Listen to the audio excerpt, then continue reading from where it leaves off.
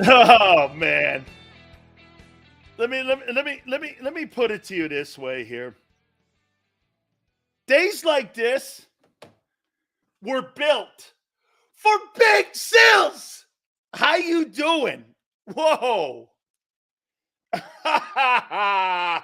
I can always count on Fredo. Man. And then I can always count on the players to vindicate. Big Sills. Holy cow. Big Sills. Oh my God. Vindication and validation. Big Sills validation. Big Sills vindication. Holy cow. I love it. So, Kenny Gainwell, you know what's funny? Kenny Gainwell has no status in the locker room. Funny, every game I watched the Eagles prepare for, they were trying to establish him in almost every fucking game he played in. The Eagles must like him. How many times do we go on this program each and every single Monday? What are you doing with Kenny Gainwell? He was part of the offense. He was part of the offensive game plan. Now, because he voices his opinion, he sucks. I told you from day one of me covering this football team that front office gets in the way and that front office meddles. I listened to Howie Roseman when he was on that thing called a sports talk station, WIP. Again, bunch of ass kissers, like Angelo says. And every time they tried to have a conversation about, get this, how about this? Those guys, when they had Howie Roseman on, did they bring up Kenny Gainwell? Talking about culture and front office disconnect? And how the front office wasn't connected? Did they bring that shit up at all? Get this, Gainwell's a guy. So that's funny you should say that. After a football game, I remember Jalen Hurts coming out and publicly saying, we're just not connected as a team. Guys aren't on the same page. People in our room aren't on the same page. Then he had to walk them comments back on Wednesday because Bob Lang got in his ass, because the front office got in his ass the same way they call my bosses when they want to get into my ass too, because they don't want a narrative out there that would make you think that there's a disconnect between the front office and the coaching staff. I've been saying this shit for 3 years. You've been fighting me on that shit. Facts. I can name you 5 players that give you a reference point to it. So this isn't just Big Sills. This is your own fucking players saying it about your general manager. He runs the show. It's his shop. Plain and simple. No one else. No one else. It's over with. It's over with. There's a disconnect between the coaches, people in the locker room, and the front office. By the way, please hit the like button. We're going to try to get to 250 today. We will have the Battle Royale, as always, 3:30. Mark Holmes Cowboys, Philly 500 will also be in the building at 3:30. That's there for you as well. Get this. You know what? Hassan Reddick, I do what upstairs tells me. Jalen Hurts, we're not on the same page. Kenny Gainwell, we're not on the same page. Darius Slay, I don't want to practice this week. I just put 4 players out there. It ain't Kenny Gainwell, folks. It's all of them. Fletcher Cox talking about leadership. And then you start talking to me about some bullshit culture you don't have. I have a culture. You know what a culture is? Winning. Nothing else. Eagles don't have a culture. Culture's winning. And someone would go like this. Well, wasn't that a culture last year too? What happened to the culture? The head coach got exposed. The players exposed. Get this. You got a player sitting up. Hey, Britton Covey talked to. So you got Britton Covey. You've got Kenny Gainwell. You've got Jalen Hurts. You have Hassan Reddick, Kevin Byard, Fletcher Cox. I just named you 6 dudes that talked about a disconnect last year. It's not one dude. They're all saying the same shit. All saying that, hey, and by the way, your lying general manager trying to validate Nakobe Dean is absolutely the most pathetic thing and the most insulting thing that a player has to deal with from a know-nothing talent evaluator and Howie Roseman and associates is to listen to a front office guy say this. Hey, our new draft choice reminds me of Nakobe Dean. In what way? What possible way could Trotter Jr. remind you of Nakobe or TJ Edwards? He tried to talk about, Trotter could be like this, like him, like Nakobe. And then he said, yeah, Trotter also reminds me of TJ Edwards. No, he doesn't. He's slow. He has never played an NFL down yet. How do you know this? He hasn't had one practice yet. And you think he plays like TJ Edwards? Dude, that guy is a liar. And I agree with Angelo. That dude gets so much ass kissing from the Philadelphia media. It is mind-numbing. He's great at 2 things. He is an overblown CPA GM. There, I said it. And I'll continue to say it because that's all he's good at, is constructing deals and cap management. This guy belongs in the accounting firm of Roseman and Associates. That's it. You're trying to vindicate and validate a 5th-round pick and telling us and blowing it up that he's some sort of frontline first-rounder. He's not that good. He's a special teams contributor. Okay? That's it. Roseman, the reason you're not 3-1 in Super Bowls, it's him. It's completely him. The head coach is a liar. The general manager is a liar. He's a liar. Was all front and center yesterday. Yeah, Nick made that decision. How about Nick coming out in the press conferences saying it was his call to fire Sean Desai? When you heard Gainwell go, there was just a disconnect between the players, coaches, and front office. Not my words. Somebody was actually in the building. Whether you think he's a frontline star player or not, at least he was in the meetings. You weren't. He was. And actually a player the Eagles like. Let me verbatim say exactly what Kenny Gainwell said. When asked the question, what happened last year? Was a disconnect between the people in the building, upstairs, and with us. Adam Silver sucks, dude. Thanks, 304.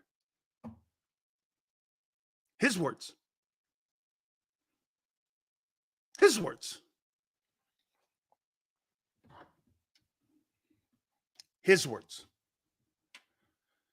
2017 and 2023 are flukes. You know why? You're not consistent.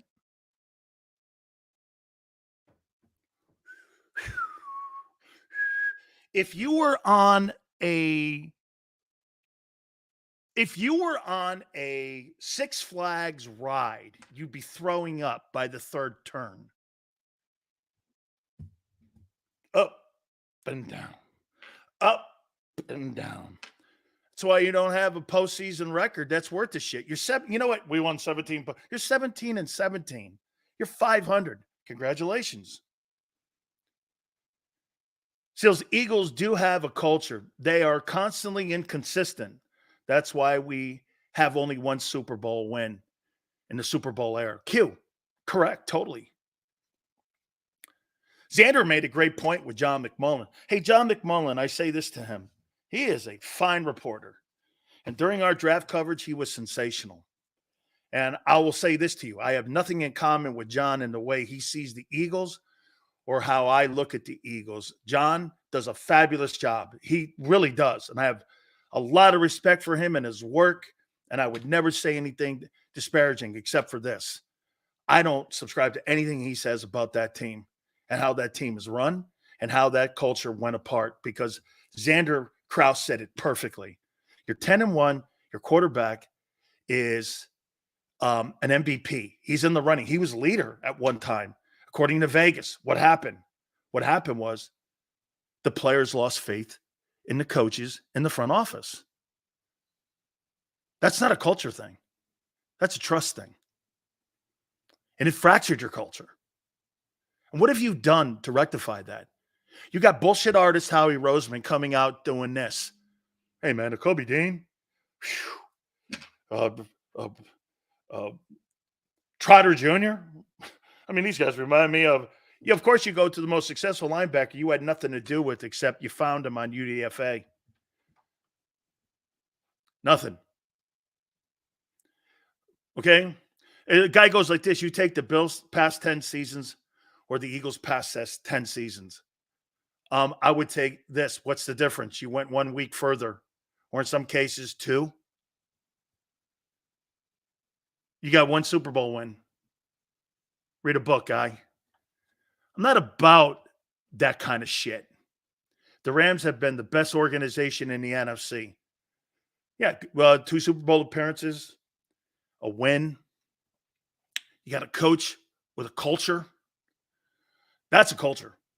Doesn't matter what quarterback it is. The Rams are great in what they do. You know why? They got a head coach and a quarterback. That's why the Rams are regarded more as a better offense than the Eagles. You don't have a quarterback and a head coach. They got Stafford and McVay. Who would you take? If you had to win a ball game and everything was equal, you would take Hurts and Serriani over McVay and Stafford? Xander was asking a question this morning. Hey, man, why would the Rams be in a conversation better than the Eagles? Well, when crunch time comes to a situation, do you want to go with a Super Bowl winning coach and quarterback, or do you want to go with a guy who melted down and looked like a turtle cowering up into his shell and a coach who's a puppet? Who would you take? Nobody in their right mind would think that Fredo Sirianni is in the same conversation as McVay. McVay is an actual play caller. He actually develops quarterbacks. He actually develops Puka Nacua. He actually can take marginal guys like Mayfield and Wentz and win. That's a coach. That guy, I don't know what he is, actually. I can't call him anything else but a doorman. And you got a general manager who just thinks so highly of himself. There's nothing wrong with that, by the way. There's nothing wrong with that. But these A's and he's the greatest GM is a fucking lie. It's a fucking lie. Totally. McVay developed Goff and traded his ass away and got to a Super Bowl too. Yeah, well, he got to a Well, here, just to show you what Senor doesn't know, what did Jeff Fisher do with Jared Goff? Do you know what Jeff Fisher did with him? He benched him, had him holding a clipboard. And then he was the first overall pick. And he was a bust. McVay walks in the room, they go to a Super Bowl and lose 14-3 to the Patriots and Brady. That's what he did with him. And now, because he wanted a better quarterback, no one would ever say that Jared Goff's a better quarterback than Matthew Stafford. He takes a guy and wins a Super Bowl. So, according to Senor, Jared Goff's a better quarterback to Sean McVay, and yet McVay won the Super Bowl with him. How's that possible? McVay got everything he wanted out of both guys. Went to the Super Bowl, developed them. Jared's doing nice now, got to an NFC title game. And Stafford won the Super Bowl and beat Brady in the playoffs. I'm just curious. And gave Cooper Kupp one of the greatest years of all time. Flip-flop? Whatever, guy. Flip-flop what? On what issue am I flip-flopping? What issue what are you talking about? Flip-flop? Who in their right mind ever thought Matthew Stafford would win a Super Bowl in Detroit? He goes to the Rams. He won one playoff game. McVay takes him to the Super Bowl. Whatever, guys. Your organization was called out by its players for the last 6 months. Don't get a pouty face and butthurt over me. How you doing? Look at what happens here. You guys get so sensitive, and your sphincter muscle gets a little bit away. And you know what happens? You come after the messenger. But that's standard. That's what you see in politics today. I don't give a shit what you say. What I heard yesterday, all I needed to hear, because I don't need to hear for some fucked up reporter. I'll listen to the players that were in the locker room, in the meetings, practice every day. Whether you think he is an A player, a B player, he was there. And he was part of the game plan. Okay? Your players are calling your GM out. Your players called out your coach and exposed them. So get this, Senor thinks he got replaced by Shipley, who hasn't played it down yet. Okay. That's another example of Howie meddling Roseman. Salty Sills is back? No. Vindication Sills is back. Validated and vindicated. All the shit I was telling you, it's not one player. It's all of them. It's all of them. Salty Sills. By the way, super chats go to the top. Please, let's try to get to 250. You know what's so messed up about this conversation? I'm not addressing any attacks on me today. So, LJ, you can rest it. I'm addressing the conversation that Howie had and people had yesterday about the Eagles, not me. This got nothing to do with me. This has got everything to do with what now the players are finally saying. So you should try to stay focused. This is not a show that gives you an opportunity to contradict what the players are saying through me. I'm talking about Kenny Gainwell, Jalen Hurts, Hassan Reddick, Kevin Byard, Darius Slay, Fletcher Cox, all said over the last 6 months. Those guys said it. Those guys said it. I didn't. Why are you mad at me? Why? Because I'm the only guy in Philadelphia that will say it? Is that right? I'm the only guy that has been saying it. Philly Godfather, too. I'm the only guy? That's why. See, when you stand on an island like that, I don't care about taking the slings and arrows, but I will take a victory lap when players start exposing coaching and GMs. You don't think Bob Lang is up Kenny Gainwell's ass? And by the way, can I tell you why Kenny Gainwell is talking? Because Kenny Gainwell knows the writing on the wall. You know what that is? What is it? Why do you think Kenny Gainwell started barking? Why do you think Kenny Gainwell came out publicly and started saying that? Somebody kind of said something a little bit. You know what they said? You know, what would they say? Because he's being replaced? He's gone soon anyway. Oh, there's not a chance in hell he's on the Hassan Reddick bus on the way out of town because he stood up. Do you know why? Can I tell you why? Because he knows that anybody who's drafted will play over him. Not about being good. It's about being drafted in Philly. That's why your defense blows.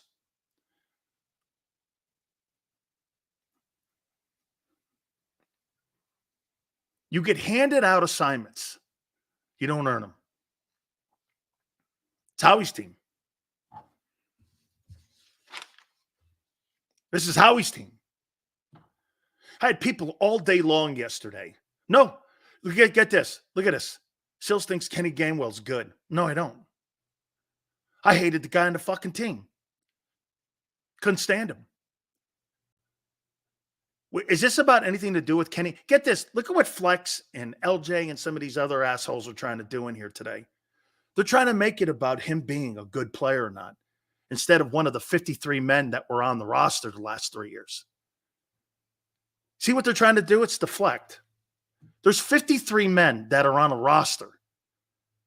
All have different importance. True. But all are in the same meetings. All go through the same position meetings. There's not special meetings for special players. You're all in it together. You go to special teams meetings together. You go to team meetings together. You go to running back meetings together. You go to offensive game plan meetings together. You go to defensive game plan together. So this ain't about him being good. It's got nothing to do with it, actually.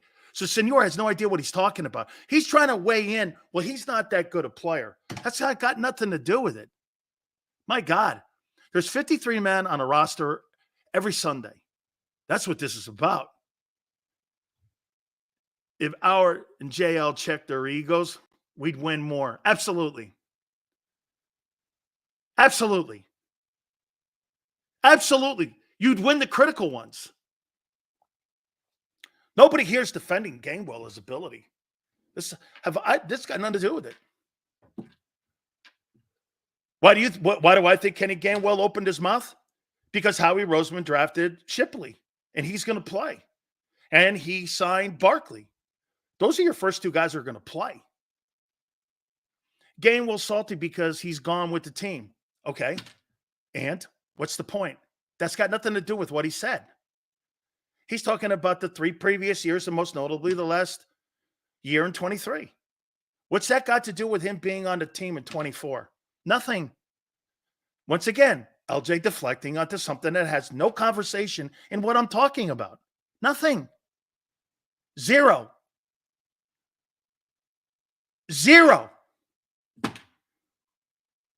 Get this. Who is Kenny Gainwell? One of the 53 men that have been on your football team the last 3 years. Active. That's who he's been. That you can't take away from him. Actually, he's played more downs than Barkley has for Philly. He's played more downs than DeAndre Swift ever did. He's played more games than pretty much anybody but Hurts and maybe Kelsey the last 3 years. He's been active for every ball game. He's played a ton of games. Yeah, but he's not good. It's not the point. He was there. So who are you going to believe? Jeff, what's his name, McCall? Who sits on the outside with a pad and piece of paper and sits in the stands, or a guy who was in the fire and in the arena? How dopey can you be? People write with an opinion. They don't write on facts anymore. You get this guy yapping for views? No. I'm just repeating what your players are saying. I'm not saying anything. Look at LJ, third string running back. Okay, so your first team quarterback said it too. Do you understand when one guy says something, you blow it off. When another guy says something, you blow it off. When 6 guys say it, don't you think there's something to that? No? By the way, once again, this has nothing to do with me. And if you don't like my delivery, I don't fucking care. I really don't. I don't care. Sills, why did the coaches all try to incorporate Kenny in the game plan every week? I wasn't a fan of him, nor was I. I hated it. It's almost like he was kissing ass. I don't think he was kissing ass. I think they liked his skill set. I really do. I think they liked his skill set. But I was never a fan of it. How many times would I come on a Monday and go like this? What does that guy do? Why are you trying to establish that guy? Once again, we're off in the weeds here. That's got nothing to do with what he said. Get this. 2 dudes with more to lose than anybody on the planet, which is called roster spots. Britton Covey and Kenny Gainwell are all talking about the shitty culture in the building. But John McMullen's trying to tell you that they have a great culture. Who do you believe?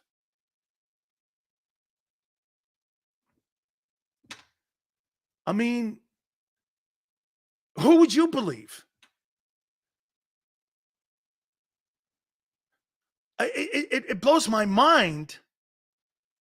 And by the way, anybody that has to start arguments and conversations with, well, I covered the team. Well, that's not what the players were saying all year. Players are contradicting everything you said every week. Wait, can we be done with going forward? I hope Howie hears this too. Steve-O, thank you. Thank you very much, Steve-O. I appreciate that. It means a lot.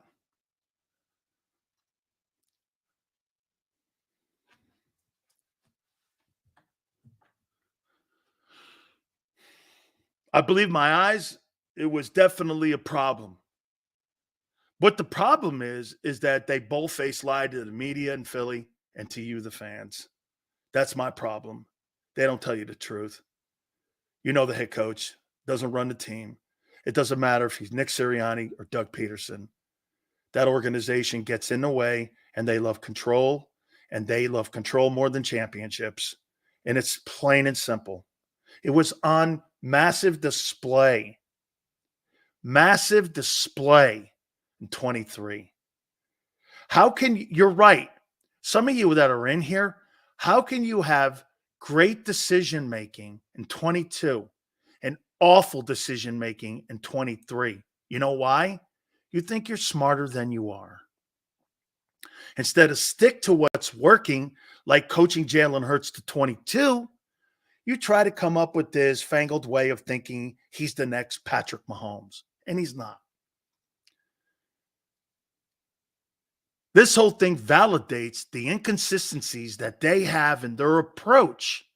You know, Howie Roseman really believes that his linebacking room is one of the best linebacking rooms in the NFL. Just listen to him. Listen to him. Trying to pump up Trotter Jr. when he went in the 5th round. Like he's a first rounder. trying to pump up. And I heard the interview. I don't give a shit about anybody talking about me and my accolades about getting. I've never seen a guy win more off-season awards than him. He wins more off-season awards than any guy I've ever seen. Never seen anything like it. I think he's a fraud when it comes to player personnel. I do. Do you know why? What's the name of the guy getting interviewed that John McMullen was talking about in the Patriots? Why do you think that guy's being interviewed? Do you have an idea why that guy would be interviewed? It ain't because they're awesome on personnel on defense when they draft them. What's the guy's name? I mean, I would never hire a personnel guy from the Philadelphia Eagles. In my life, I'd hire a contract guy. Okay. Brandon Hunt. Brandon Hunt. Why do you think that analytical dude is being pursued by the Patriots? Alonzo Highsmith's up there. He's my friend, my former teammate. Why do you think, and I did not, wait a minute, I want to make it clear. I want to make it very clear. I did not get this from him. Why do you think Brandon Hunt is being pursued by the Patriots? Why? Hey, you guys can call me all the names you want. It's got nothing to do with me today. It's got everything to do with your players bitching and calling out your coach and your GM and your front office. If you take that out on me, I'll take it.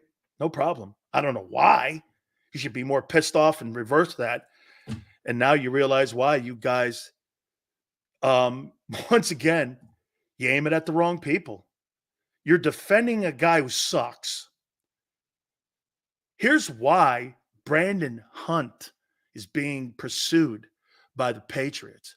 Because Bob Kraft is not going to allow a coach any longer to have complete autonomy over his roster and the spending of money and the building of it ever again. The Kraft family, with the younger Kraft and with the way that they just hired this no-name coach, Jared Mayo, they're going to take control back of the organization. And how do you do that? You hire a guy who works with the front office. Diggs did the same. You called him a cancer. Appreciate the I'm not responding to this. This got nothing to do with me. I don't give a fuck about Diggs. I'm talking about, he is a cancer. He's already starting shit in Houston. LJ, deflecting again. Your players are calling your coach and your front office disconnected. Let's get back on track again. We're not going to be sidebarred with this.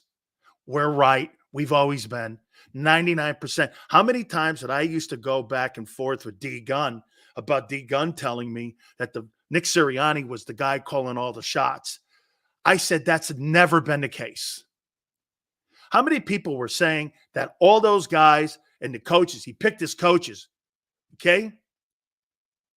You get this. DC goes, Sills can't handle facts. I'm not going by any facts except the player's mouth and their word, including your quarterback. Don't get mad, man. Watch Trotter's tape. He sucks. Philly got him. 304. I don't think he sucks. I think he's an instinctive player. I do. But do I think he's a bona fide middle linebacker, inside linebacker that's going to start in the NFL? Absolutely not. He'll contribute. It's a fine story. I don't want to piss on that. But don't start talking like this guy's saving grace. Because Howie loves N'Kobe. Okay? Get this. Look at Steve. Dan's out of control today because I'm repeating what Kenny Gainwell and everyone else said. How's that out of control? I'm repeating your guys. This organization gave Gainwell every opportunity to succeed. They did. And he was even asking why they kept playing him. I think Gainwell is mad because Shipley will take his place. Gainwell is happy. Gainwell is a baby that's crying. No one's denying that, Marshall. That's not the point. We're not talking about whether he's good or not. You're missing the point, Marshall. This is not about him being good. LJ and these other guys are trying to make it about that. He is part of a 53-man roster that goes to meetings, the same meetings the star players go to. He's been there 3 years through this. He's seen it all. And you'd rather believe a reporter than a guy who's been in the building. Sills, he's going to lose his job. Yeah, because Howie drafted him. He drafted Will Shipley. Right. That's how it works in Philly. Sills, the biggest mistake Glory made was not restructuring the front office, allowing Joe Douglas to assume the title of GM, but making Howie Poobah, who was over the GM, handling contracts and free agents. I don't mind him handling contracts. As I've told people before, the guy deserves a raise because the contracts and the cap management that he has is over the top. Look at this here. Sills is probably telling Britton Covey and Kenny G to keep talking shit. Great content for the show. What's that got to do with what they said? How come Gainwell never said anything in 21 or 22? Because the culture was winning.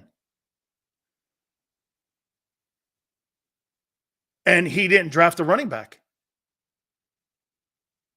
He didn't draft a running back in 21, 22. Writing's on the wall when a player's drafted in your position, you're out. That's why. There was no running back drafted in 21, 22. There was in 23.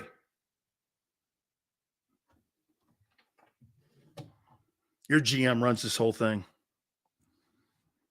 This guy really believes his shitty linebacking room. Really believes shitty linebacking room is good. And that guy thinks that bust, Nakobe Dean, is good because he drafted him. He actually believes that. And then he brings up TJ Edwards. TJ Edwards is 2 years ago. He reminds me of, Trotter, of TJ Edwards. What? Hasn't played it down. I'm saying he's being emotional, lashing out. They gave him plenty of chances. He's just not good. No, I don't believe Kenny G. Oh, okay. Do you believe Hurts? Marshall, do you believe Hurts? He said there was a disconnect. Hassan Reddick said, hey, man, I just do what the front office tells me. Do you believe those guys? Or no? So you don't believe any of those guys? Quarterback. Hey, Marshall, you don't believe those guys too, then, right? Because they said the same shit. They said the same stuff.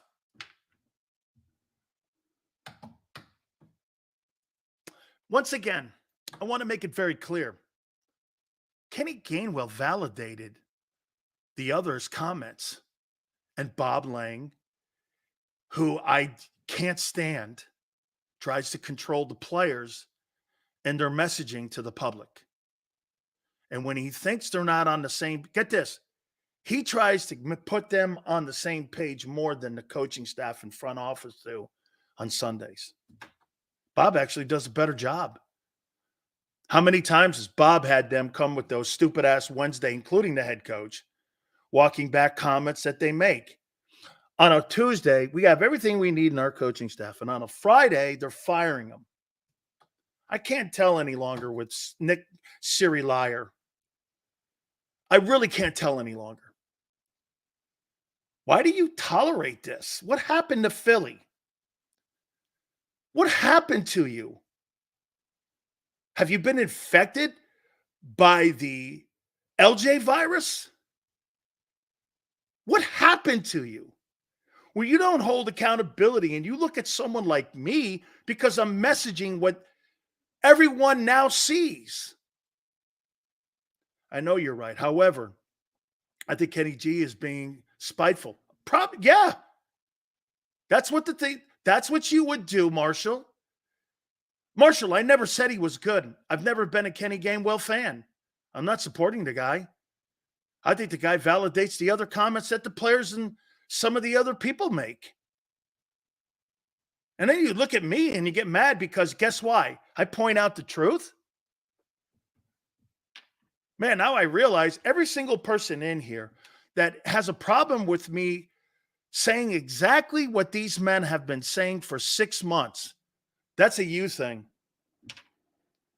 Sills, answer this. Why did Gainwell come out and say this after the draft? Why didn't he say it after the season like everyone else? Because they didn't. You're not listening, Gabe. Because at the time they didn't draft Will Shipley. That's why. Did that not land right? The only reason that Gainwell's talking shit now is because Will Shipley was drafted and that's the replacement for him. They're replacing Kenny Gainwell with Will Shipley. Whether he's good or not has no bearing. You're missing it. Once again, I'm not a Gainwell fan. I think the guy stinks. When you have nothing to lose, you will speak the truth. I believe it. It showed on the field that the team was too good to collapse like that. Prince, right. Prince, get this. They think I'm supporting Kenny Gainwell as a player. I'm not.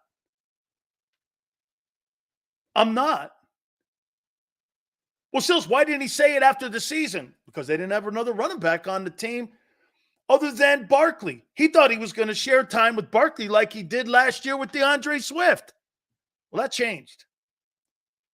Women talk smack after they get dumped. Moving on. Whatever, guy. I'm not fucking moving on. Oh, no. I'm not moving on at all. No. You're going to eat it today. For all the shit you gave me for 3 years, you're going to eat it. And you're going to like it. Because finally, somebody in your city is telling you what you need to hear. That front office is in the way, and that's why you're 1-3. In the most important game, you fire a Super Bowl coach and you keep a moron as a coach. You kept a moron and fired a Super Bowl coach. Because why? You want control. You were never going to have two things happen. Somebody like Chip Kelly or somebody like Andy Reid. You know the difference between Chip Kelly and Andy Reid? One was a good coach. They had the same power. 1-3. And you know what it also does? The way Howie runs his team keeps him in the spotlight. I've never seen a general manager more. What other general manager do you know takes victory laps? Runs around on a draft stage. Yeah! What other guy? I don't give a shit about the post-draft grades. Sure he does. The guy's a media whore. Loves it. He loves it. So it keeps him relevant. That's okay. It's coming to an end. Hey, what I loved about it was your organization exposed the head coach even more so as being a fraud. All of them did. Jalen Hurts. What was that game when he said that we're not on the same page? And Bob Lang made him walk it back on a Wednesday. What was that game? What game was that? I forget. What was it? The Cowboy game they got killed? He said that? What was the game that happened? Then he had to walk it back. Well, you know what I meant? I meant to do this. And there's another sign that Jalen Hurts is not a leader. Hoss, after a game like that, where you think somebody as a quarterback that are not on the same page, stick to your convictions. Double down on it. Call someone out once in a while. Don't go along. Now I know why you went 1-7. You went right along with the disaster. Instead of trying to fix the sinking boat, you were part of the boat sinking. Jalen Hurts last year told me all I need to know about his character. When Bob Lang made him walk back on Wednesday, comments that he made about the locker room and the team not being together, he was okay with going down with the ship. Tells you all you need to know about him. He was okay with it. And then at the end, when his coach needed his support, where was he? Nowhere to be seen. I'm really, hoping this year is going to be something different for him, where he expands. I heard Xander say maybe he works on his leadership more. Dude, they don't need you when things are going good, Jalen. They need you when shit's going bad and shit hits the fan. That's when they need you the most. They need problem solvers. That's the thing about the NFL, isn't it?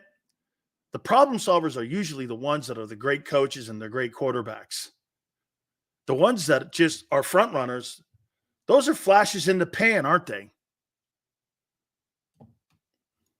That's why Jalen Hurts is a flash in the pan. Until otherwise notified by me. That's how I see him. He was willing to go down with the ship. And he was willing to go along with it. That's what this Gainwell thing has exposed, the inner workings and how they say it to one another. Let's do this. How many people believe that they have fixed the cultural problems? I heard Xander and John talking about culture. Culture? What in the world is that? Every team, every year has a new identity. It's not something that hovers over an organization like it's this motto. The Philadelphia Eagles have turned this Eagle culture thing into a motto. It doesn't exist. There's no such thing as Eagle culture. You know why? Every year's different. Shit, if your football teams the last 10 years haven't shown that, nothing else will. Every year's different. So how can you have a winning culture?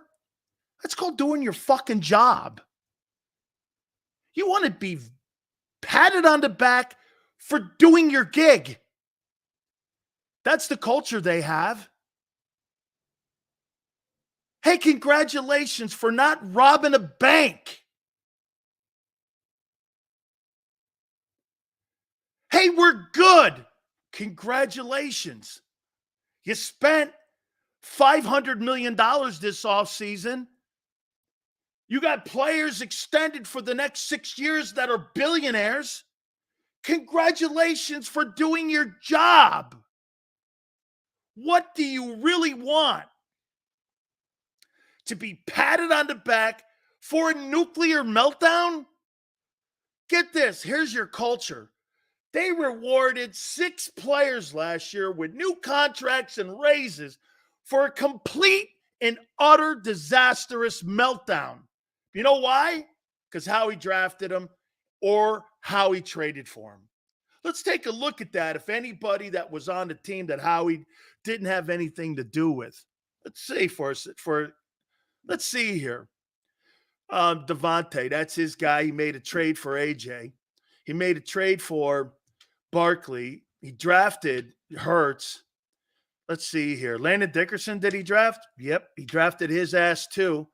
Mulata may be the only guy on the offensive side of the football that he didn't have anything to do with. Maybe I might be wrong. On the other side, Bryce Huff gets the only deal, $18 million. Then he brings Gardner Johnson back that he traded with New Orleans, and he brings him back and gives him the money. I don't know. What am I missing? Those are all Howie moves.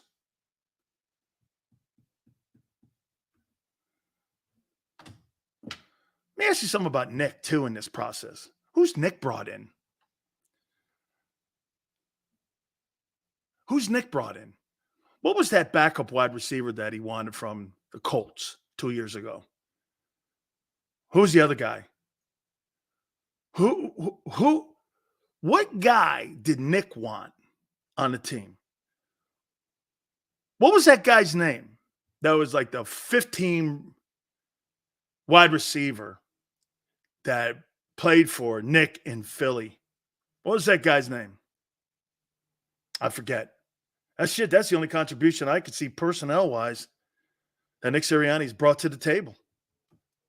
Remember what he said? I had to ask. Not Shaq Leonard, the wide receiver. The wide receiver that he coached. Who was that guy? Seals, the hating you on YouTube isn't sending notifications for your show in the algorithms. What do you want me to do? Sit here and cheerlead for you? There's a guy right there once again. I can't win for losing. All Howie moves, that's literally his job on GM. Really?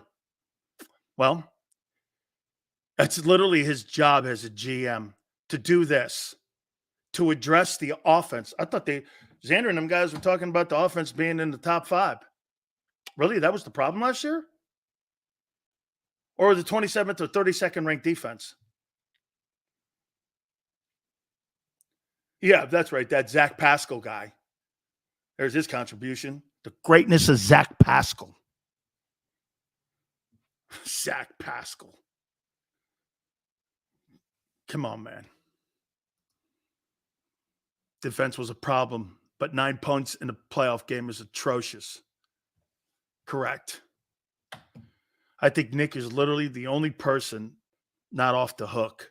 He doesn't seem to even attempt to evil the players, just doesn't bring much to the table, but I must admit, Howie seems to do his job. Howie does his job in a way that he wants you to know it. He wants you to know that he completely in control of the roster. Doug Peterson's not your head football coach for one simple reason. He wanted to control Doug. Doug said, no, not happening. And you lost a great coach. Instead, you know what you have? You have a guy that no one respects. They like him. 2 things can be true. You can like somebody and not respect them. I really like that guy. Would you respect him as your coach? Absolutely not. Really a great dude, man. Just a super dude. Seals, you love Frank Reich, right? Yeah, love him. Would you want him as your head coach? I don't know. Probably not. Would you want him as a coordinator? No doubt. Would you want him as a head coach? Not sure. I doubt it.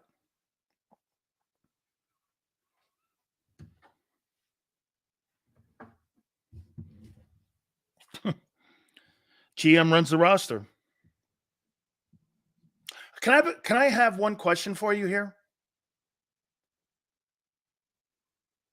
One question. So you guys think that Vic Fangio and Kellen Moore are going to turn this around? You know what? I was listening to Birds 365 this morning. Great show. Xander's brought a lot to it. It's really great. It's younger for sure. He's talking about the offense. So what the Kellen's going to do with...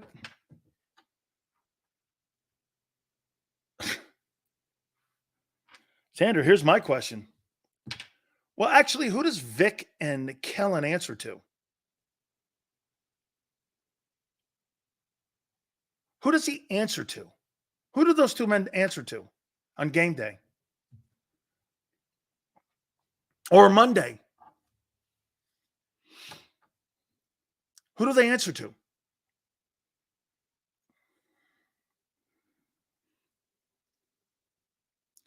Who do the coordinators answer to?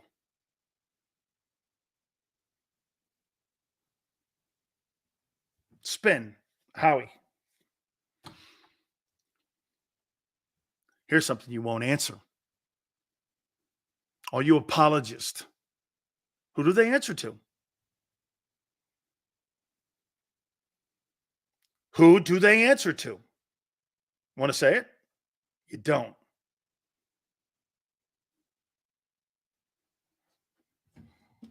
Nobody wants to say it. Because you'll be just like Kenny Gainwell. You know what you'll be doing? You'll be calling out the coach if you do this. Bruce, reluctantly, punk-ass Howie.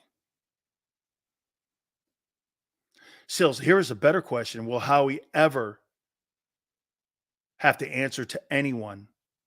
20 years of not being held accountable. Amen. NFL betting. Is there value with home underdogs? Yes. Always take him and give him 3 points. Common sense, Dan. Who owns the team? So you think the owner of the football team is making game day situational moves? That's why he's got Howie. Why do you think Howie Roseman wants to control the roster? Do you guys have an idea why? Hey, thanks for these super chats. We will never win another Super Bowl with this ownership, GM or head coach. Howie keeps addressing offense because of the owner. Literally, crazy world. Got it. Q, you're right. What do you think? Why do you think it's important that Howie has complete autonomy? Nick has no. My God almighty. You know how many times, even Xander and all these guys, when I used to say, coaching staff has no say. They have no say. Nothing. Zero say. No, man, this is Nick's team. No, it ain't. No, it ain't. Here's why Howie it's important for him. You know why? It was on front and center when he rigged the game against Doug at the end of the season. He sat all the starters. Some guys probably had playing incentives, maybe numbers incentives that they could have pushed over or they could have got a number. You know what Howie has in front of him? Amount of percentage of plays, who's performing and who's not, who's active, who is coming close on $1 million bonus, who's not. That's why it's important for the analytics and the owner to go, what's Howie going to do here? If a guy's having a bad season, make him inactive. That's what he'll do. Or giving him limited touches in a ball game and not make him part of the game plan. Controlling the money controls the roster. These are his picks.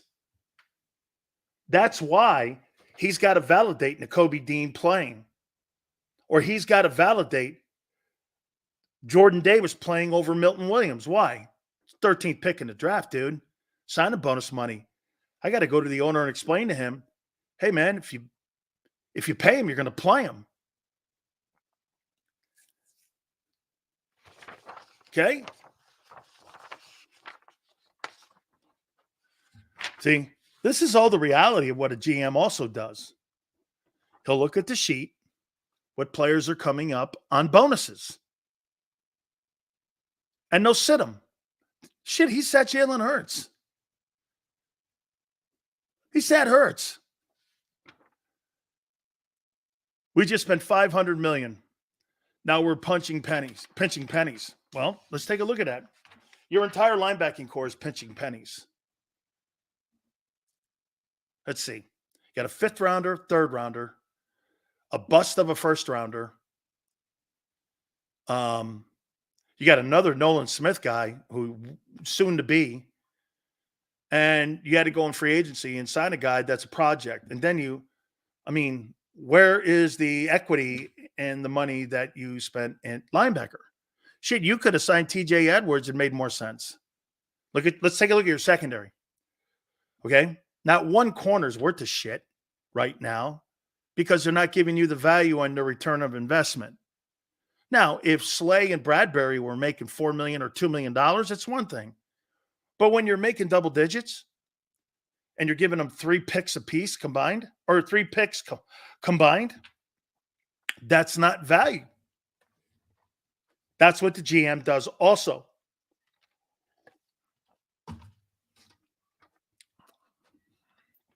Oh, this was awesome yesterday. I'm driving in the car and I'm just listening to your own coaches be called out by players. It was fabulous. It's about time. It is about time. Shit, Javon Hargrave even said, they don't practice hard in Philly. That's Howie. What coach in his right mind wouldn't be a slave dog to his players and pushing and getting the most out of them? But a great coach. You think great coaches take days off? Call camps, break camp early. That's how he not wanting to get his precious guys hurt. Yeah. Oh, yes, Dominique. I was a slave dog, too. 3 days with my coach. Ray Perkins put us all through it. Absolutely. You bet, man. You want to get your ass kicked? Have one of them old school coaches. Put you through 3 days. That'll be the only position we don't spend on. Try harder. Okay. Safety.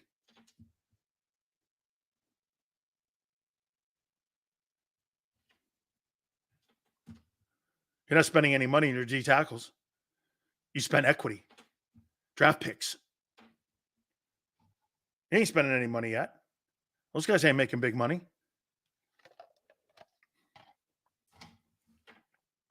LJ's trying to make it sound like they're spending huge money on DTs. Rookie deals. Wait till those deals come to fruition and they got to start paying them. Gardner Johnson's on a 1-year deal. He'll be gone. And you know why? They drafted Cooper DeJean to take his place. He'll be out. I guarantee you this. If that team starts going through bumpy rides, Gardner Johnson will be he'll be put on IR by the end of the year because they don't want to pay him. Because he's got incentives lined up in there.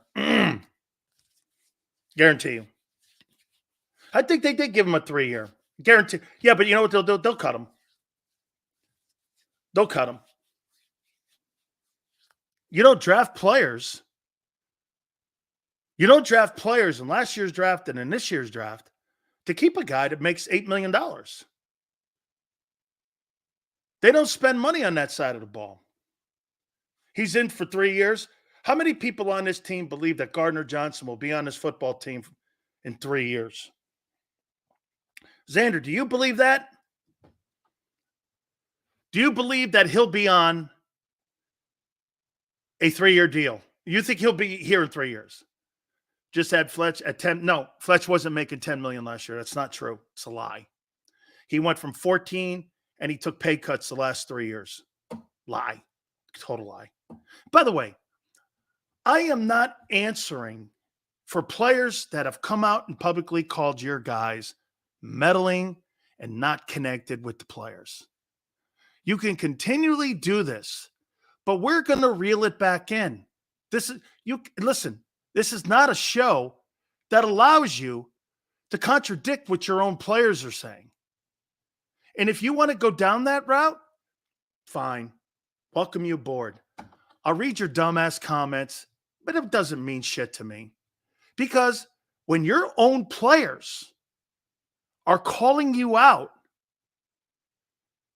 and you use me as a vehicle to get mad at, I'm not sure what else to say to you, son, except that your fan base, a portion of it, is delusional. It's delusional. Delusional.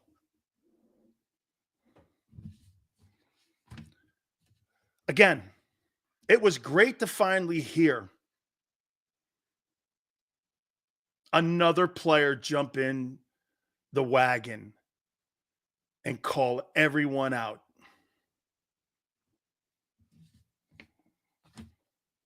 It's great. It's great. You know what the players are doing? The players are trying to tell you what happened last year, and the Eagles won't let them. Xander, don't you get that feeling? The players are trying to tell you what happened. And if you open your mouth too much, you're on the Reddick train or Reddick bus. Right?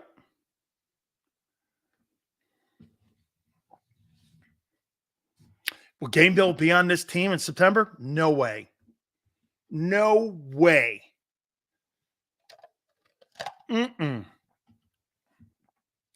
No way.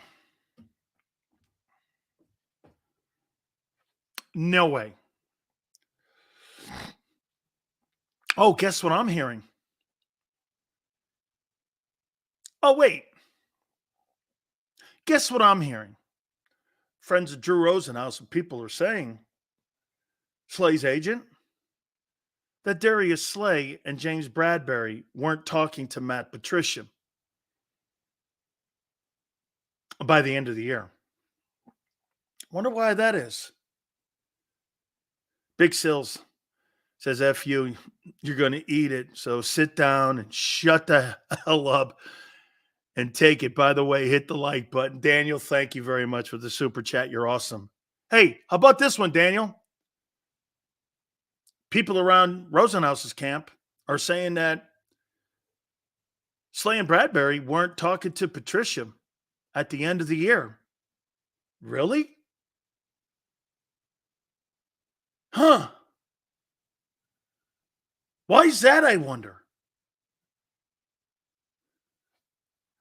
See, here's the difference with us here. I'll tell you who talks to me. I don't give you these anonymous assholes that lie and just make shit up. I give you a name.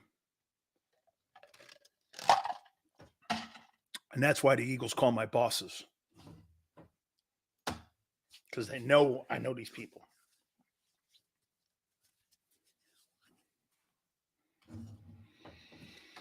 So how many people believe that? Oh, by the way, Mark Holmes and Philly 500 are going to join us at the bottom of this hour. So I'm going to take a time out here in a second. Okay. Last year was a dumpster fire, though. Whole organization. We all knew that.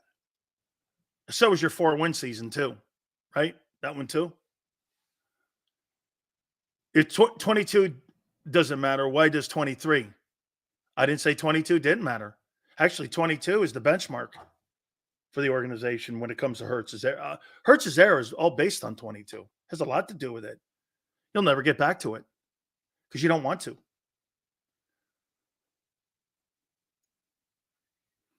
You're going in opposite directions. Oh, 22 has a lot to do with the Hurts era. He'll be gauged on that 22 for the rest of his career in Philadelphia. You kidding me? That's his benchmark. Anything short of 22, it's a failure of the $250 million contract. Correct? I think we've all made that established, right? Anything short of 2022? Should I think even Xander said it? Anything short of 2022, it's a disaster contract, right? Now the question will be, who is he? 23 or 22? Because if he's somewhere in the middle, that's not good enough. It's not good enough.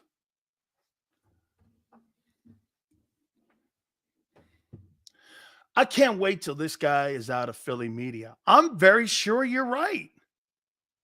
Are you crazy? Our players don't like you at all. Then why do they respond to me? Anthony, answer this.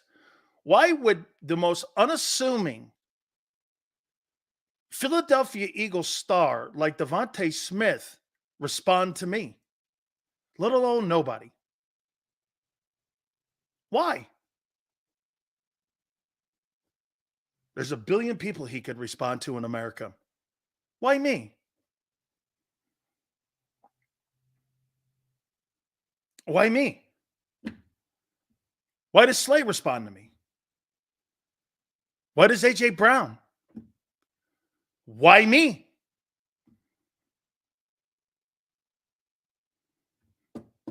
Can he answer? By the way, I think that thing's got over 530 1,000 likes now. Thank you very much.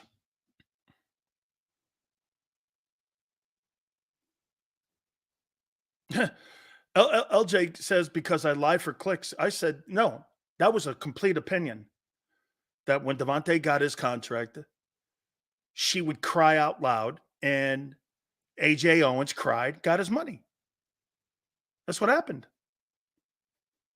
Was my prediction wrong? Shit, James even put a clip up of that. You can go back and look at it. It's about 2 months old. It's curious. So let me get this right. This little old show on JAKIB, who no one watches, the public relations director calls Joe Kraus and Xander Kraus weekly. The players respond to it weekly. Phew. I don't get it. I really don't. My wife doesn't get it.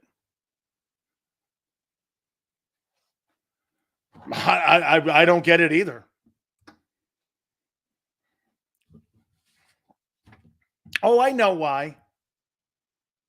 Oh, yeah, wait a minute. I got it. Because I tell the truth. I've learned one thing about when, you know what, John McMullen calls, or maybe it's not John because Xander said he never said this. Somebody called a shock jock. Is telling the truth shocking to people?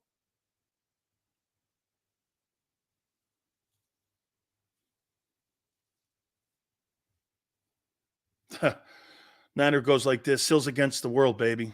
Unfortunately, my family hates that. I want you to know this, Niner. My family hates that. And to some extent, so does Xander. You know why? Because everyone's got to play a game. I don't even know if it's that I'm unwilling to. I don't know. I don't believe it's ego. I just think it's about talking and seeing what you see and saying what you feel.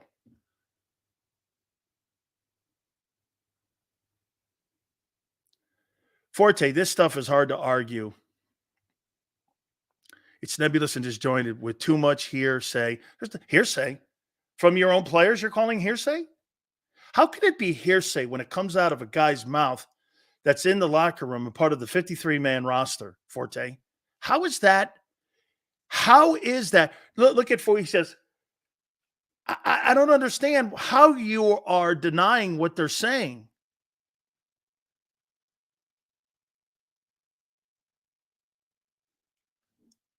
Okay?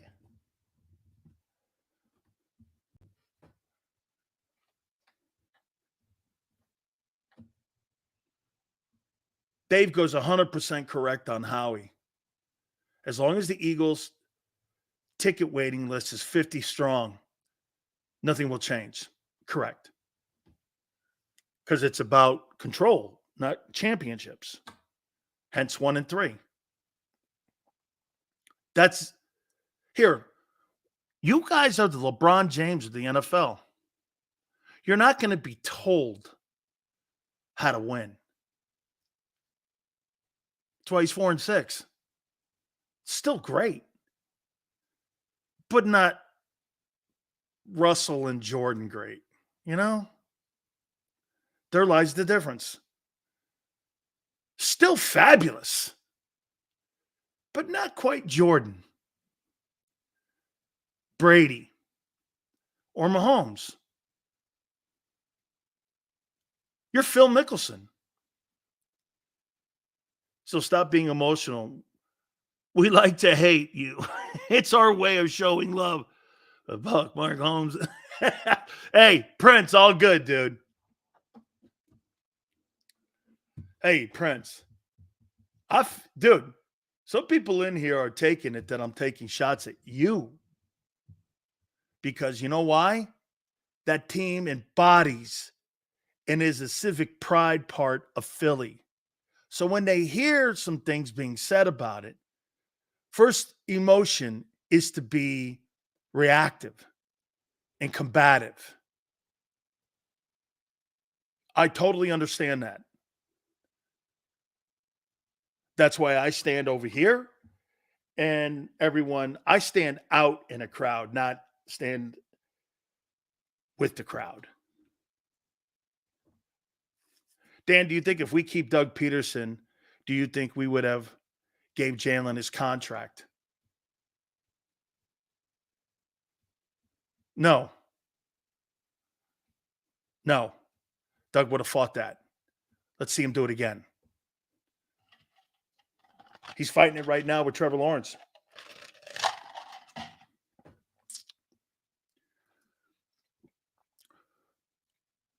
Hey, listen. Listen here. I'm going to take a time out here because I'm going to get everything all lined up here. Okay? Mark Holmes from the Dallas Cowboy fan base. Philly 500 over here. Big Sills in the middle. Mark says he's going to be salty with you guys today. Okay? Philly, don't get beat up by Kenny Gainwell again. Okay? Just don't. Hit the like button. We're trying to get to 250 likes. Please. Hit the like button. Keep it here, National Football Show. If you missed any of today's show on the JAKIB Media channel, listen to the podcast on your way home. Available on YouTube, Apple, and Spotify.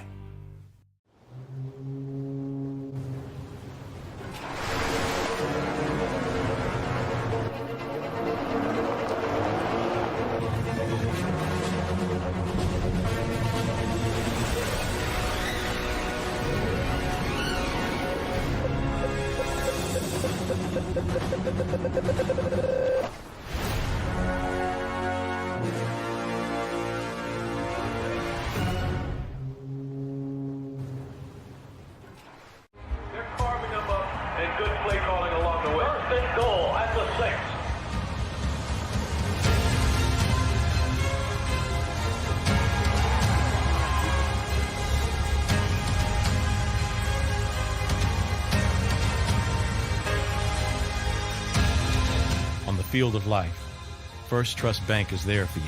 Champions on 3. 1, 2, 3. Because Philadelphia dreams deserve a Philadelphia bank. Heading down the shore. Have a ball once more. Here, imaginations run wild and time stands still. Because here, you can find the best of the Jersey Shore, all on one 5-mile island. So leave the old you behind and get lost in the woods. Wild, wild, wildwood day. Plan your stay in the Wildwoods today.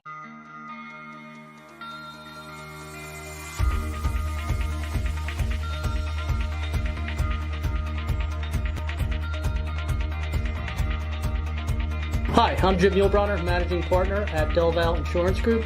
Give us a call. We're a local, knowledgeable agency, not an 800 number. Go Birds!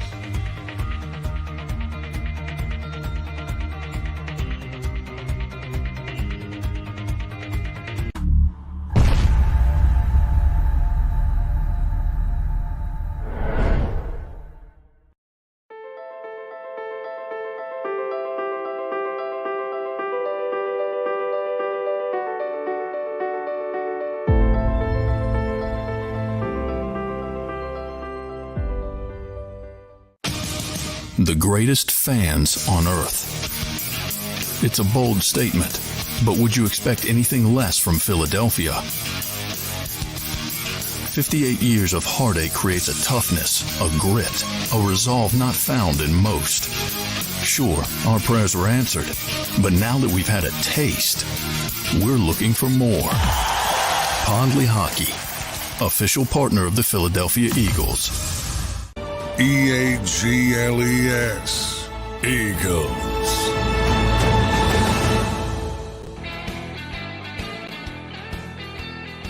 Big Sills National Football Show.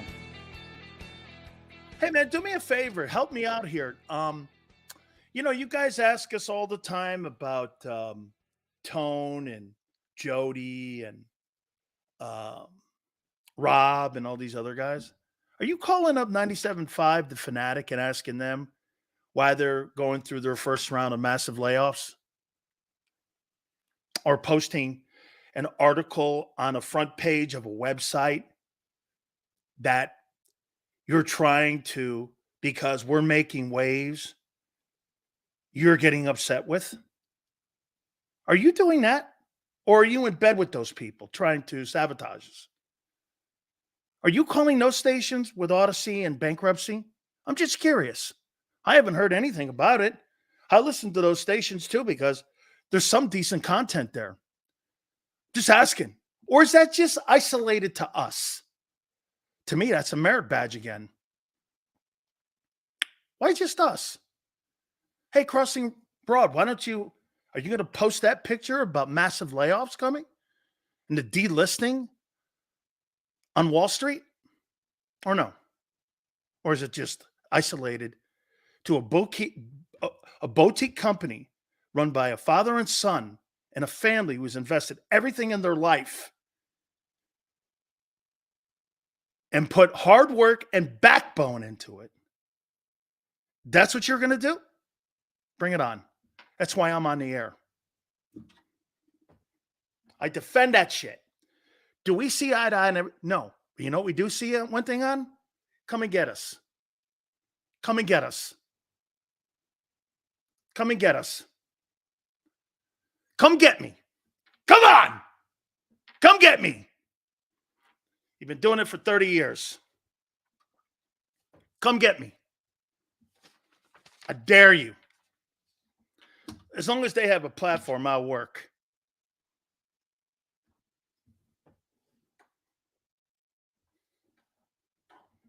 I'm waiting to see if they pin that thing to Sinking Broad.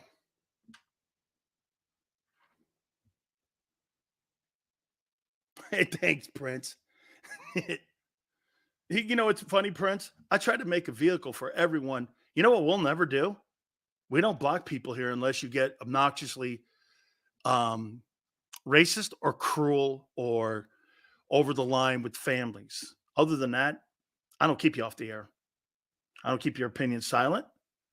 I never will. Okay? I make this comment all the time when it comes to I've become friends with Mark Holmes. You know what I dig about him? Hey, he's doing his show in his mom's panties in his mom's basement. You know, Mark Holmes and Philly 500, those guys make more money annually than any host in Philly. You know why? Hard work, backbone. Oh, by the way, they're not where they want to be now, but the money they're making now, which is getting there. How about all the years where they made nothing? 1 or 2 years doesn't cover 10 years of shit. Okay? And they hate guys like Holmes and they hate guys like Philly 500. You know why? They're taking their platforms and their voices away.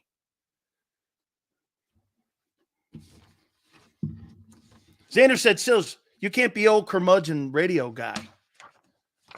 You got to be with what these guys are doing because this is it. Joe Rogan said the same shit to me.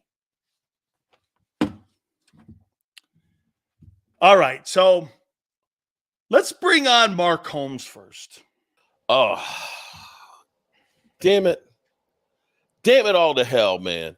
Wait a minute. I'm giving you kudos here before the onslaught. This is the kind of shit that pisses me off because I was coming in here ready to go ahead and rip you a new one, and then you say something nice. You literally promote Cowboy Mafia, you know? Wait a minute here. This is what Jeff Van Gundy used to always accuse Jordan on. You befriend your opponent, you soften him up so that you can go and kill him, and you take advantage of it. Not true. By the way, Philly 500 is going to be here in a minute. What? Wait a minute. Whoa. Dan. You guys started something. It was Dan, wait a minute. See, Dan, I thought that this was going to be a one-on-one. Last week, you guys did a hatchet job on me and stuff. I couldn't get a word in edgewise. And I'm going to say something to you, Dan. Dan, you flipped a little bit last week when you got around your people. You know what's funny about that? Is this one of those ones where... Okay, I agree. And I'm going to tell you why. Why? I believe that I can take a shit on the Eagles. You can't. Don't ask me. Hey, don't ask me why. I don't know why you had me defending. That's what I was like. Wait a minute. I thought he was on my side. No. Trashing Jalen Hurts and shit. What? But when you do it, it sounds filthy. Okay? You know what? It sounds filthy. See, when I do it, I'm coming from a place of love. You're coming from a place of hate. How about a place of reality? Reality? Wait a minute. Mark Holmes, Cowboys equals reality? No. Listen, okay. I listen. I understand my team is screwed up, and you know what? No. You can't do that to me either. Dan, you know what, Dan? Here's you what got a trick. You got a trick. You know what that is? What's that? Dan, I understand. You're right. The Cowboys have not been. Don't do that because you know what? That's a trick for this guy to soften me up. Fuck that. I'm not going for it. Fuck you with that. I'm done with that. Stop that narrative. See, Dan, I see what you're doing here, though. Oh. No, I see exactly, and it's okay because you were literally making me the clown for your show, and I'm okay with that. True. By bringing Philly 500 on here, the two of you guys tag teaming me. I mean, I can't tap out with nobody. So no. Listen, I'm going to agree to do this shit with you, but we're going to have when we get Philly on here, we're going to have a discussion, and we're going to be man to man. We're going, ground rules. No ground rules. No, we're going to do something here. If I'm going to stay here and be your punching bag, your whipping boy, your clown show, that literally I got the scarlet A up on my head to parade around in front of the fans and the red meat, you're going to do something for me. Hold on for a second. Philly, do me a favor. Send Xander the video. Uh-oh. Okay. Oh, so now you're just gonna okay. All right. Oh wait, no. I'm gonna give you. I am not looking to clown you. I think Jesus Christ. Hey, wait a minute. Did I not give you kudos when I brought you on? Did I not give you kudos for how you've built your entire channel up? Did I not give you kudos? Yes, you did. Well, let me tell you this. There's nobody in Philly in the media I respect outside of Angelo Cataldi. Okay. And anybody that comes on my show, you have to be somebody. You got to have some cojones. You have got to be somebody. Xander, let me know when you get that video. Oh, Lordy. I think I do it because you made a personal attack. Let's bring 500 up here. I made a personal attack? Well, how about this? You did something that was out of context. So we're going to do it here as soon as Xander's able to upload it here. Oh. And no, listen. And I want you to get an absolute reaction to it. They're about to do me dirty. No. They're about to do me dirty, man. Well, wait a minute. So... you cut and slice some things in the media to make it. Philly, by the way, how you doing, brother? I'm doing great. I'm just listening to this whiny little bitch on here crying like. I am now Philly 500's bitch. Philly 500. There you go. Oh, can you reference that bit right there, that video? Because you had one too that said, hold on, that Philly 500 is like you're his dad. Yeah, he lost the bet to me, and he had to eat crow.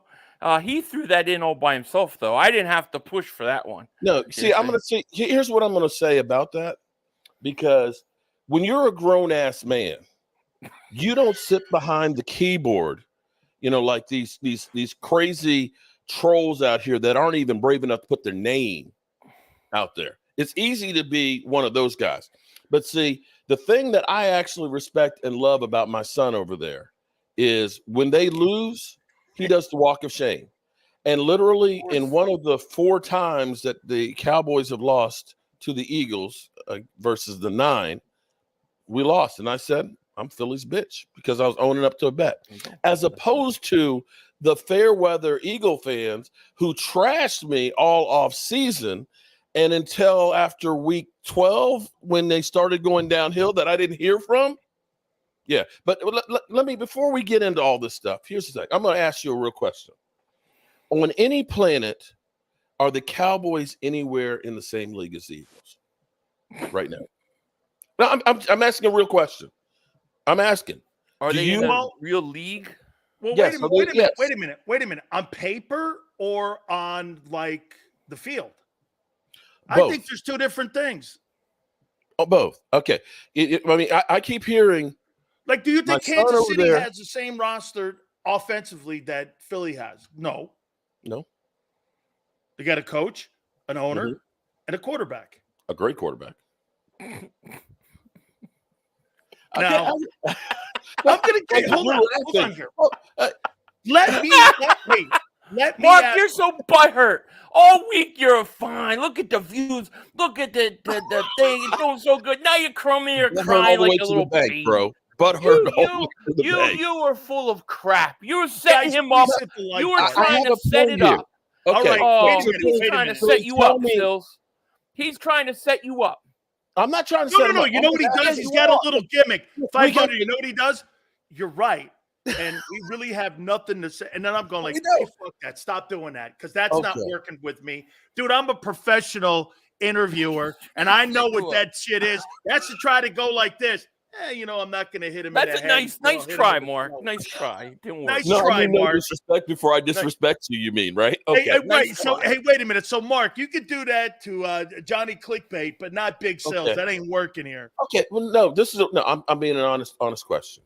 When you look at the Dallas Cowboys, who haven't been in the Super Bowl in forever or an NFC Championship game, when you look at the Eagles that are going out there that had a great draft, right? Y'all had a great draft, right, Philly? Absolutely. The players that you done brought in, they're incredible, right? They're good, He's setting you up, Philly. Yeah. Okay. And here it is. I've got the Cowboys that we're hoping that we can get Zay Jones. He's going to walk in his own shit in a minute. So What he's doing is this. You guys are so good. Oh, my God. Watch this, Philly. Wait a minute, Mark. You guys are. Here's you. We shouldn't even be in the same conversation. You just spent No, nobody should be in the same conversation. Mark, this is what – hey, Philly, this is what Lou Holtz used to do. I don't know how we're going to beat those Miami teams. They're just so great. And I turn around and go, hey, Lou, you're 11-02, asshole. Right. I mean, so this is what he's doing trying here. to say the Cowboys are a good team? I'm saying the Cowboys are defending NFC East champs. They won 12 wins, 2 years in a row? 3 years in a row. So What are you crying about? Trash us and tell us we're ass and we suck, right? I mean, Philly, you are constantly telling me that you could win the Super Bowl and still suck. Okay. Well, you know what? You went back in the 90s, you guys still sucked in my mind. All right, here's what we're going to do, okay? What are we going to do? Just like I wasn't scared after you literally said to me, okay, when you literally called me out and called me a bitch. Mark Holmes, the son of John Holmes, has ever had Stephen Jones on 4 times on his show? Okay. Who in the world is Mark? Are you really this butthurt about things weeks ago? Can I speak for a minute and then I'm going to shut up? God. This is like Mark's little wine session. No. I'm gonna give you what you want, Philly. I'm gonna give you what you want. The Dallas Cowboys should not be in the class of the Eagles. Okay, you guys have been great. You've been to the Super Bowl and all that. Let's put our money where our mouth is right now, Dan. Let's put our money where. No, seriously, Dan. Here's I'm not fucking eating this, man. I will be here to be the whipping post, the cowboy clown for you. But here's what's going on, Dan. Are you fucking whining on my show? Dan. My kids don't whine this much. You're wearing your wife's panties right now. I'd love my to wear kids don't whine this much. I could fit into them, but I'm Big Sills. If the Cowboys beat the Eagles, We do this show, and you get Michael Irvin on it. Okay. No. How about if the Cowboys win more than 2 playoff games? You can How have about if the Cowboys go to the championship game? No. This is why? What playoffs? You can't win the playoffs. You always want the regular season. What if the Cowboys get to the divisional round? Playoffs, but man. hold on. Okay, well, I tell you what. We'll get to that part then too. If by chance, the Cowboys sweep the Eagles, and you can bet what you can ask. What? Then you want Michael Irvin's panties? What do you asking for? No. Since Mark Holmes has never had Stephen Jones on his show, if we beat you guys twice, you get Stephen Jones on. Okay, this is what I will. I'm gonna set you up here, Mark. Here we go. I'm gonna ask you and Philly these questions. Ready? Okay. Okay, Dak Prescott's 9-4 versus the Eagles over his lifetime. Yes. Jalen Hurts is 3-3. Do you think Jalen Hurts will have an over 500 record lifetime or under 500 record lifetime versus the Cowboys? You want to go first, son? Over. Under. But when it's all said and done, it'll be over. I mean, the Cowboys are in self-destruct mode. This is going to be their last hurrah, which ain't going to be much of anything. Then they're going to have to take a couple steps back for a few years. He'll load up some wins right there. So probably I would say over. Well, what about you, Mark? Here's what I'll say is more than likely, because it's the Cowboys and Eagles, we split every year. But we basically split every year. Are you running for mayor of Dallas? I'm not running for mayor. I'm looking at it. Look, 3 years split. Okay. I will say no. It won't be a winning record. It may be a losing, or it may be basically 500, but it won't be a winning record against Cowboys. Nope. Well, nope. Philly, why are you so convinced it's going to be over 500? Because the projection of where I see the Cowboys going and where I see the Eagles going are two different places. I think the Eagles are building a team that is going to be competitive for the next 4 or 5 years. I'm not sure about Dallas. I'm not sure what Jerry's got in mind. I really kind of buy the whole Michael Irvin thing about them moving on from Dak, getting Shedeur Sanders. You go and you get a rookie quarterback and you kind of start over like that. You're going to have to – it may take them a few years.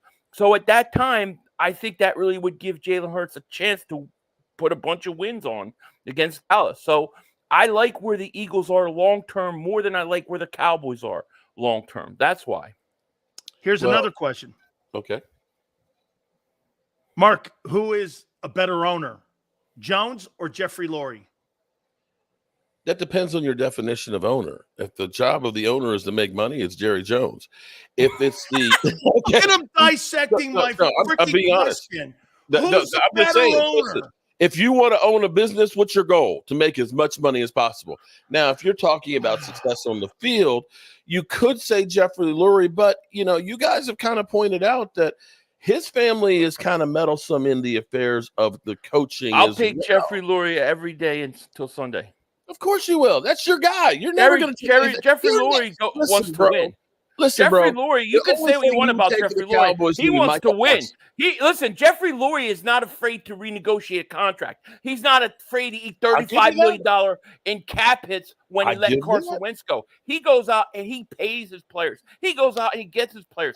I watched him in the draft room want to draft Cooper DeJean, be excited about it. Your guy is worried about the almighty dollar. If your owner cared so much about winning, then why didn't he restructure Dak Prescott? Either he's an asshole or Dak's an asshole. So it's one of the two. My owner wants to win.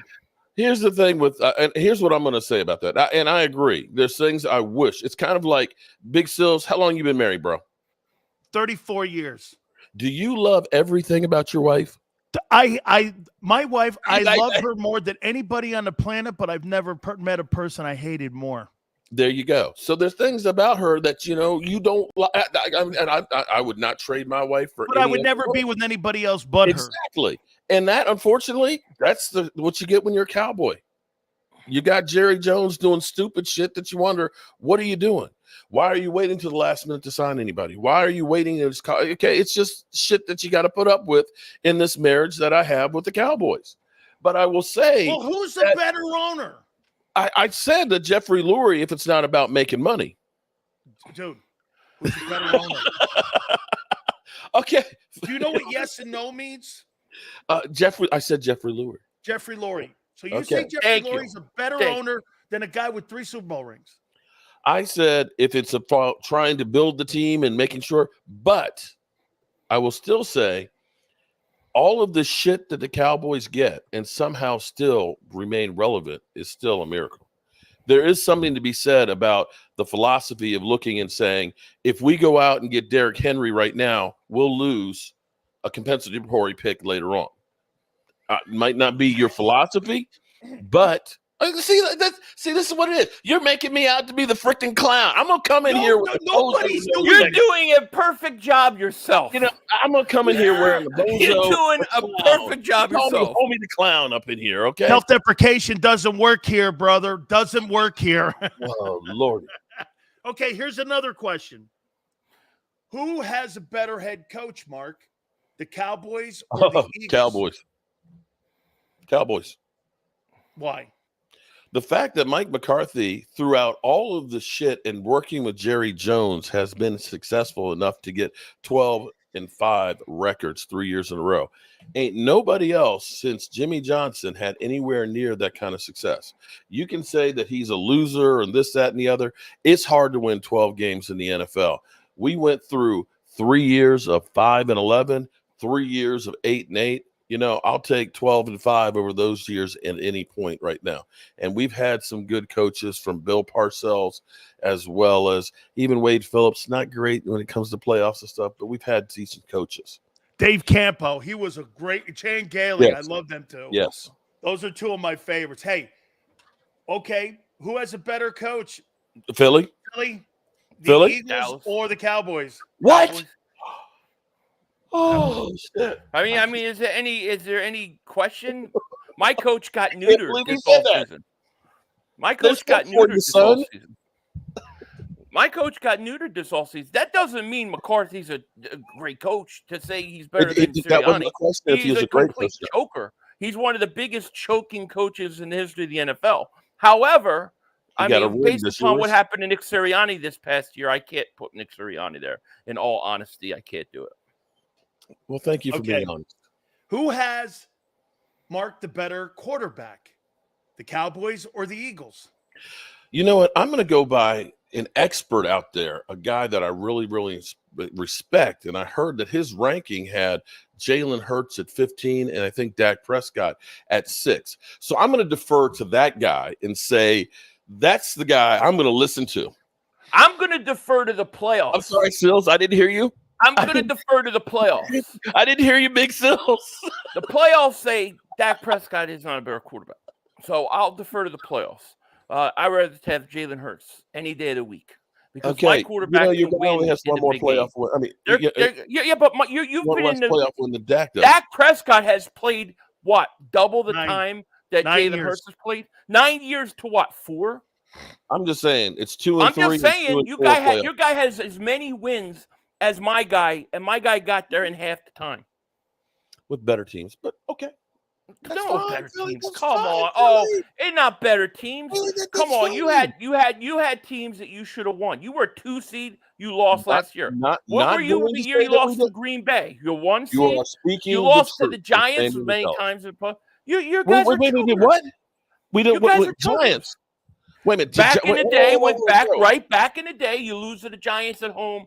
You in the playoffs. You lose to Green Bay at home in the playoffs. You lose to Green Bay multiple times. You lose to 49ers in the playoffs. Okay, I mean, this isn't just in Dak Prescott's career. This is way before. Your team's a choking team. We need to you play guys the choke in the Eagles playoffs. and I guarantee You'll lose. You won't win. You're not the same team. You're a regular season team. You get 12 wins. Big deal. Right. But you don't beat the good teams. So, Sills, I didn't hear your response to that. You're the I'm the moderator in this one. Hey, I think that I heard that from Big Sill. You may have. Real quick, Philly. let me ask you this. Would you make a Gainwell calling out coaches in the front office by saying they're not connected together, and that had a major part of what happened in the meltdown last year? I mean, I don't know if was he talking about the coaches? Was he talking about the players? Like it was kind of the whole thing was confusing, but we definitely know It was something too vague wrong. for you? Yeah, a little bit. I mean, I know that there was miscommunication. I know there's breakdown, but you know, I'm thinking to myself, is he talking about Hassan Reddick and the coaches and the players not talking? Is it the front office and the coaches not talking? Like, I wish there would have been more, but to me, we know something was wrong. We know something external, something behind the scenes was going on. So I'm not surprised at all that he said that. So wait a minute here. Dak literally choked the San Francisco game away. Damn, Retort, Wade. Mark? Wade. Well, that's my buddy Walker Wade, and he's good. And he choked the Green Bay game, and then he choked the other games. Everybody choked the Green Bay. He choked the 49ers game away 2 years in a row. Then he choked the Green Bay Packers. The guy's a choke in the playoffs. You know the thing that's when funny it matters most, Dak Prescott will let you down. Why do you think Jerry Jones doesn't want to give him a contract? I mean, if Dak was so valuable, why has he got no contract? With everything. My guy gets one more drive in that Super Bowl, he wins it. And you know it, and everybody in the world knows it. He might have been the second best player on the field that day. We, son? But the fact is he didn't. Hey, listen, you live on what if. The Buffalo Bills and the pantheon of greatness going to four Super Bowls. What if Dak Prescott had hope? What if Dak Prescott had an owner? What if the Cowboys will sign this? What if I paint the red brick house red? That's what you're based on. Oh, what ifs? What are you talking about? Yes. Big Susie just enjoy. He's like, I got the hour off here. Wait a minute here. Mark? Who has the best fan base? Cowboys or Eagles? I would say the biggest is definitely the Dallas Cowboys. I'd say the loyalist is definitely the Dallas Cowboys because, you know, they keep talking about a bandwagon fans. There ain't no band and ain't no wagon. God. If you are a Cowboy fan right now, it is because you are truly a Cowboy fan because we ain't got shit to cheer for. We know who you're really a fan of. We know you're a fan of. You know you're a Dak fan. You're not a Cowboy fan. You're a Dak fan. Dude, you make excuses this shit up Dak here all was day. long before Dak My dad used to say all day, all night. Will be there bag long of donuts. after Dak Prescott. All day, all night, bag of donuts. Dak Prescott goes to Chiefs. You're going to be crying. I thought you were giving up the donuts. You and Jordan Davis, because both of you are two fat asses. Hey, listen. I talked to Jordan Davis. We're now off the donuts. Are you still sacrificing them chickens over there or what? Hey, Mark. No, he's in the chat here. Okay. Hey, Mark. Hey, Mark. Look, Dak Prescott. Here's one thing, though. Okay. Are you a bigger Dak fan or Cowboy fan? Dak fan. I am a bigger Cowboy fan. No chance. No chance.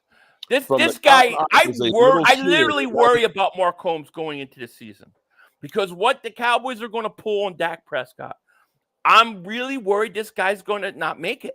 I mean, we're in May and he's already close to being put away in the hospital.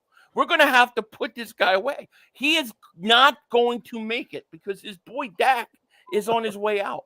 Hey, I don't know if Mark will ever recover. How are you handling? Look, listen here. How are you handling the fact that you say, look at this, Jerry makes all the money. Mm-hmm. He's got the #1 brand in the world when it comes to a sports team. Mm-hmm. But yet when it comes down to the most important thing, that's winning, that somehow that doesn't negate the Cowboys, but everyone else, like to me, I take a shit on the Eagles for not being 3-1 instead of 1-3 in the Super Bowl. But yet, if Jerry Jones over the last 6 years was 1-3, that would be a grand slam. Right now, you're 100% right. Well, how is that the only franchise that losing is tolerated? I wish I knew. And all jokes aside, now I mean let's be real here, okay? Between we kid because we love, or at least I do. Maybe Philly, maybe my son really does hate me and all that. And I don't hate you. You know I love you, but I hate your team. I got to be honest about your team. If you, hey, Mark, two things can be true, dude. I don't think it's a matter of we don't care about winning. It's about winning the way we want to win. And yeah, does that matter? It does in Jerry Jones's mind. Man, Jerry Jones win 3-2, if I could win a ball game 3-2 and it's the Super Bowl, I don't give a shit how it looks. I actually agree with rationally, but see, you're talking. Cowboys would rather lose pretty than win ugly. That's the truth. They would. It's Jerry Jones's ego. I agree with that. And even though I will say Stephen Jones runs more of the operation than Jerry Jones right now is more a figurehead, but it's still they have to micromanage everything and have their hands on it. And that's the problem of, when you have a coach who's on his last year of his contract, and I believe that they're going to re-sign him. I don't see how you don't after 12-5, unless they have a first-round exit. Gone. But he's won 30. What is he? They've won 36 games in 3 years. In 3 years. And how many playoff games? They won 2. No, 1. Sorry, 1 playoff. Don't give them extra games. You can't give them extra games. That as it may, they ain't got no 2 wins. You look at what happened with Dak Prescott last year as far as going from Kellen Moore and the turnovers to last year. And you look at this and say, wait, you mean Dak Prescott back to pass, looking throws, intercepted, Green Bay, pick 6, 21-0. That Dak Prescott? Dak Prescott? I hear you, but you know what? The funny thing about the Cowboys is when they're expected to do something kind of like the Eagles were last year, is when you never see them step up. It's usually when the team them step up ever. Okay, yeah. Well, usually, I'll give you an example. The year the Super Bowl was going to be held in Dallas, everybody was talking about the Cowboys could be the first team to host a Super Bowl and so forth, right? And it ended up going down the toilet, and we got Jason Garrett. It's the years that you don't expect anything where they look at it and say, you suck. And I dare say the year you guys won the Super Bowl, what were you the year before? We were, I forget what it was, 9-7, something like that. I think you were 4th in the division. You were last. But what happened? But what happened though? So are you calling that a one-year wonder? I'm not saying it's a one-year wonder. That's fine. I'm going to say, but see, the thing is with the Ever NFL, no-year wonder. The funny thing about the NFL is half of these teams that make the playoffs won't the next year. Remember what everybody's talking about the Giants last year? Oh my God, what does that have to do with anything? What do you mean? What does that have to do with anything? I mean, you're just ranting. The Cowboys, they're rambling. ass. They're not doing anything. And I'm going to say, watch out for you act like the Cowboys are going out and winning 12 games, and nobody expected the Cowboys to do this or that. Every year, I hear how great the Cowboys are, how great they're going to be, and every year you get to the same point, bro. and you choke. But Mark, year. You're not sitting here giving them flowers, are you, for doing their job? No, I'm not. But yes. But I will say, like the Eagles, the same way. Mark, the last 2 years they've won 25 games. They got dick to show for it, except a silver medal. That to me, okay, you got to cross the finish line. But what you're saying is, hey man, I mean, you can't just deny the fact that you got to win these ball games. I agree. And that's my hope, because it's personnel, which we don't bring in, but we do end up having guys that step up that you're not expecting, and end up having better rosters than what people will give them credit for. Our shortcoming is when it gets late in the season, we start losing a couple players here and there. When it matters the most, they lose because they choke. Well, they do. We lose players. What I will say you just choke. As soon as, what do I say, Mark? Every December, what do I say? December 1st, what do I say? Happy Cowboy choke season. I say every December 1st, Sills. Happy Cowboys choke season. Because it's coming. It's going to be different. You know it's coming. Hey, Philly, wait. Let me ask Mark this. Mark, do you think Kirk Cousins could carry the football team over the last 9 years the same distance that Dak Prescott has carried him? No. You don't think they're the same guy? No. Because here's what I'll tell you. When you think about the receivers. Well, Justin Jefferson's going to get $30 million. And before they had Justin Jefferson, they had Stephon Diggs. Okay, look at the tight ends that he's had on that roster. Look at having Adrian Peterson. They had. You're saying Minnesota gave him more than what the Cowboys have given Dak? Yes. There's That's this ridiculous. misconception. That's We've absolutely had ridiculous. basically one good receiver at any point on the roster, with the He's so exception of full of crap. CeeDee Lamb's rookie year. Bro, you had CeeDee Lamb, Noah Brown, and Michael Gallup. You 2 had years ago. the year Dak threw 37 touchdowns. What seed were you in the playoffs? Number one. You were the number 1 seed. You had Cedric Wilson was like your third receiver. You had Last Gallup year, who was number coming 2. on. You had you had Maury Cooper, and you had CeeDee Lamb was a great young rookie. And you were number 1 seed. And what happened? Was literally one game difference. With all those weapons, you guys were scoring crazy, and you had Zeke. We were, and you had that offensive line that might have had some injuries, but they're still. And really we lost to what happened? You were number 1 seed. 49ers. What happened? We What lost happened? to the 49ers. We got. Well, that's what I'm saying. That's what every 100%. year that happens to you guys. Yes, you choke in the playoffs. 100%. You choke and lose at home. What's Dak's home playoff record? Home playoff record? Yeah, 1-2. you've played more home games than that. You lost to San Francisco. You lost to Green Bay twice. That's at least 1-3. No, we were on the road in Green Bay the first time against Aaron Rodgers. You were number 1 seed. Who did you lose you're to? right, You were you're number right. 1 That's seed. good. So that's 1-3. Okay, 1-3 at home. It stinks. It's a choker. Okay. 9 years in the league. Yeah, you're 100% right, Philly. We suck. Mark, when we beat you, that's then what I what? tried to tell you. Mark, what is your expectations this year? And how far does this Cowboy team listen? You ready for this, Mark? We're like 83 days to the start of training camp, which is less than 3 months to July 27th. How do you feel about probably a couple more moves post June 1 that they'll add potentially somebody else? But with the current roster constructed right now, what is your expectations on this Cowboy team moving into this year? I mean, dude, they're the defending NFC East champions. What do you think? Playoffs. I think they'll be 10-6. And if they face the Eagles, they beat them, right? Yep. That's my hope. That's my dream. Okay. What you think? So, Mark, what do you think? What do you think they're going to do? I want to hear this. 10-6 and what? 10-6 or 11-5. And then what happens in the playoffs? We'll see what happens in the playoffs, bro. Oh, we already know. We already know what's going to happen. Hey, Philly, you're saying on May 8th, you know what the Cowboys are going to do already. I already know. They're going to choke. They're going to go to the playoffs and choke in the first round. All right. How many teams in the league have been a 1 and a 2 seed and lost? I wonder how many out there. Green Bay. Green Bay's been a 1 and a 2 seed and lost both 1 and 2. I don't know about 2, but I know they lost. No, I think there's only one team in history to lose to a 7 seed, and that was. It's only been a few years with 7 seeds. Okay, it's not like it's been there for 50 years, bro.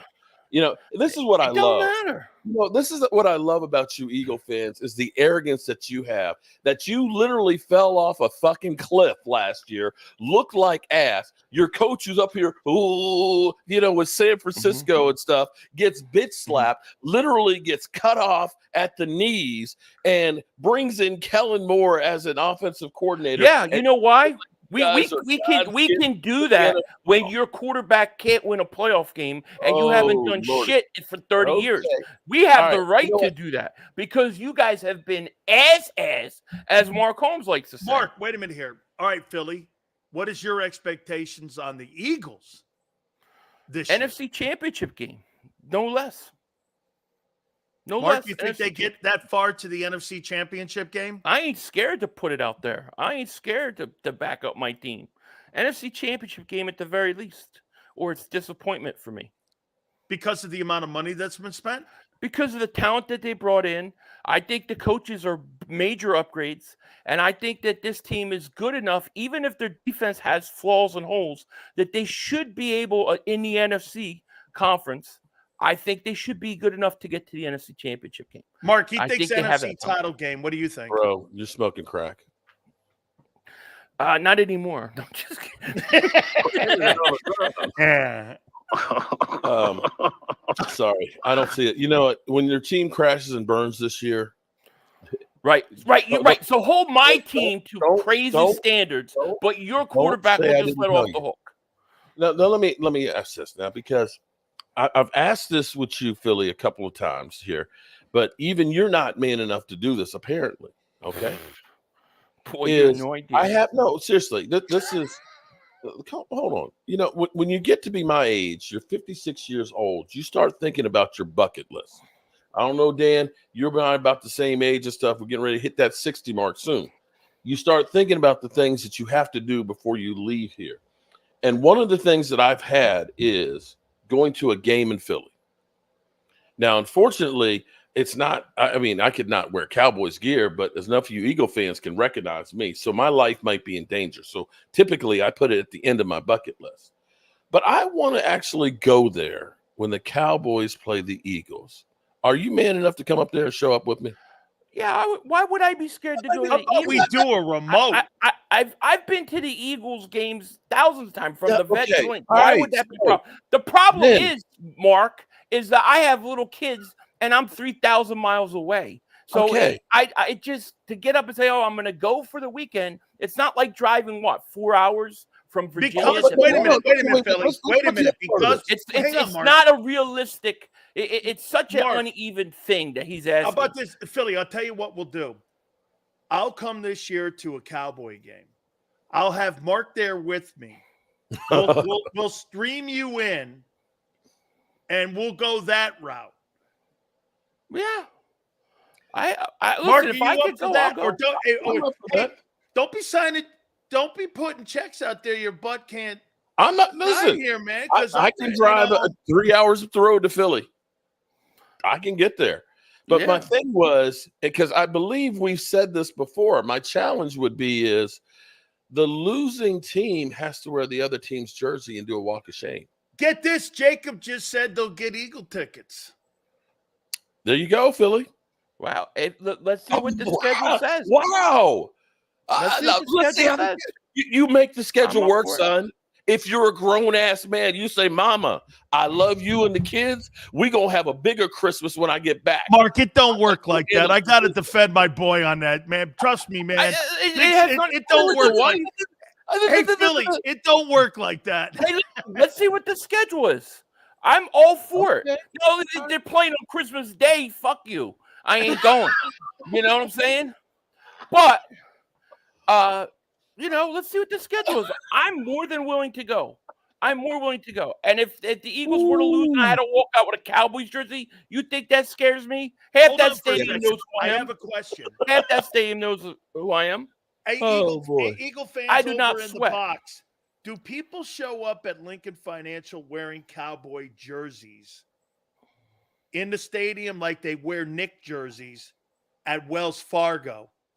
Because I would like to know that, because, hey, you got to admit, New York fans overtook the Wells Fargo, when they were better. Now, I'm just wondering, do the Cowboy fans show up in their gear, or do they not show up in their gear?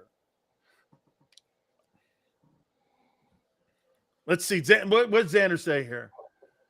Not if they want to live. I've seen Cowboys. Nobody gives a shit about the Sixers cells. Hey, Xander, right? Nobody gives a shit. And plus, that guy owns the Commanders. That's what makes it even more effed up. Yeah, that's it. Yeah, that is kind of crazy. Okay, let's give each guy a parting shot. Mark, you go. You're a great sport, and I appreciate you, man. Thank you so much here. By the way, make sure you kiss his ass on the way out, because he's going to cry all week. Kiss his ass more, because he's going to cry if you don't. You're going to hurt his little feelings. This is why I love this segment, because we got 2 salty dickheads, or 3 salty dickheads in here. Okay, I mean, so we're good here. Mark, parting shot, please. Parting shot. Your team isn't as good as you think they are, and Kellen Moore, you will be cussing him out by the end of the season. Go ahead, Philly. Go, bro. I knew that was coming. That's my parting shot. Here you go. Cowboy season on repeat. Wait a minute. It's just on a loop, right? It's on a loop, dude. Yeah. I'll December 1st, Cowboys choke season. You could go back literally 6 years on my channel. December 1st, Cowboys choke season. Happy Cowboys choke season. Every year without fail, it happens. Mark, tell folks how they can find you, my friend. Just follow the trolls. Just follow the trolls. They're standing in line. It's like the movie Airplane. Calm down. I just keep getting slapped. But JAKIB Sports Report on Facebook, YouTube, Twitter, Instagram. Just look up Cowboy Joe Boo and you can find me. Philly 500. Tell them. Philly 500. Just type in Philly 500 or the Mark Crusher. Either one, it'll come up. Oh my God. I love you guys so much, man. You have love you too. You make my week. You really do. Good. You guys bring it. By the way, tell Mark all the good things about himself so he feels good. Hey, hang on. Philly, get this. Get this. Nobody in Dallas, nobody in Philly would ever do something like this. No, probably not. You're right. Nobody would. I appreciate you guys. Hit the like button. We really appreciate it. Hey, Mark. Thank you, guys. I appreciate it. Hey, Mark. Keep it here now. I am now Philly 500's bitch. If you missed any of today's show on the JAKIB Media channel, listen to the podcast on your way home. Available on YouTube, Apple, and Spotify.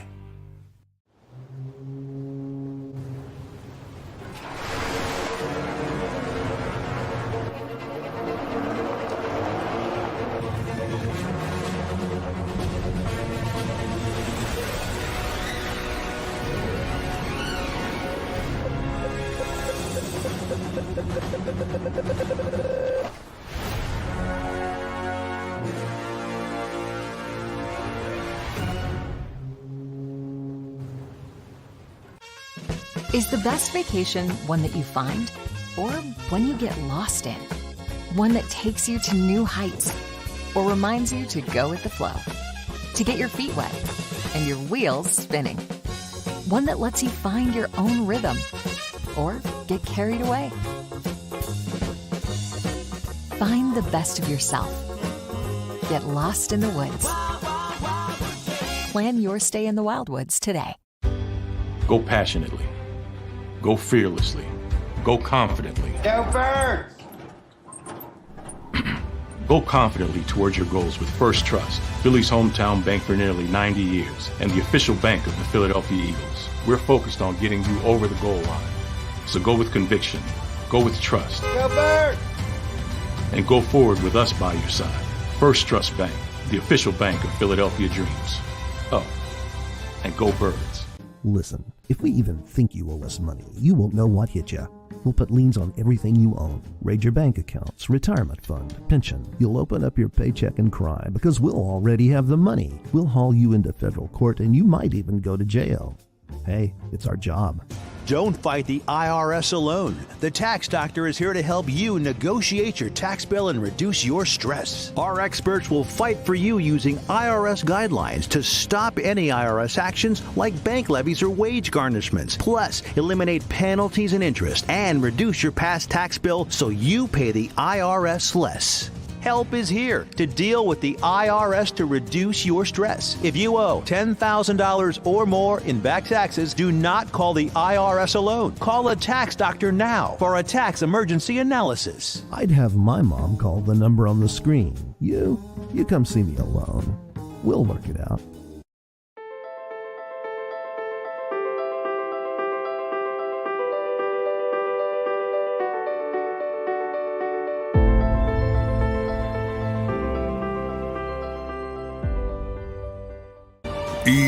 EAGLES, Eagles.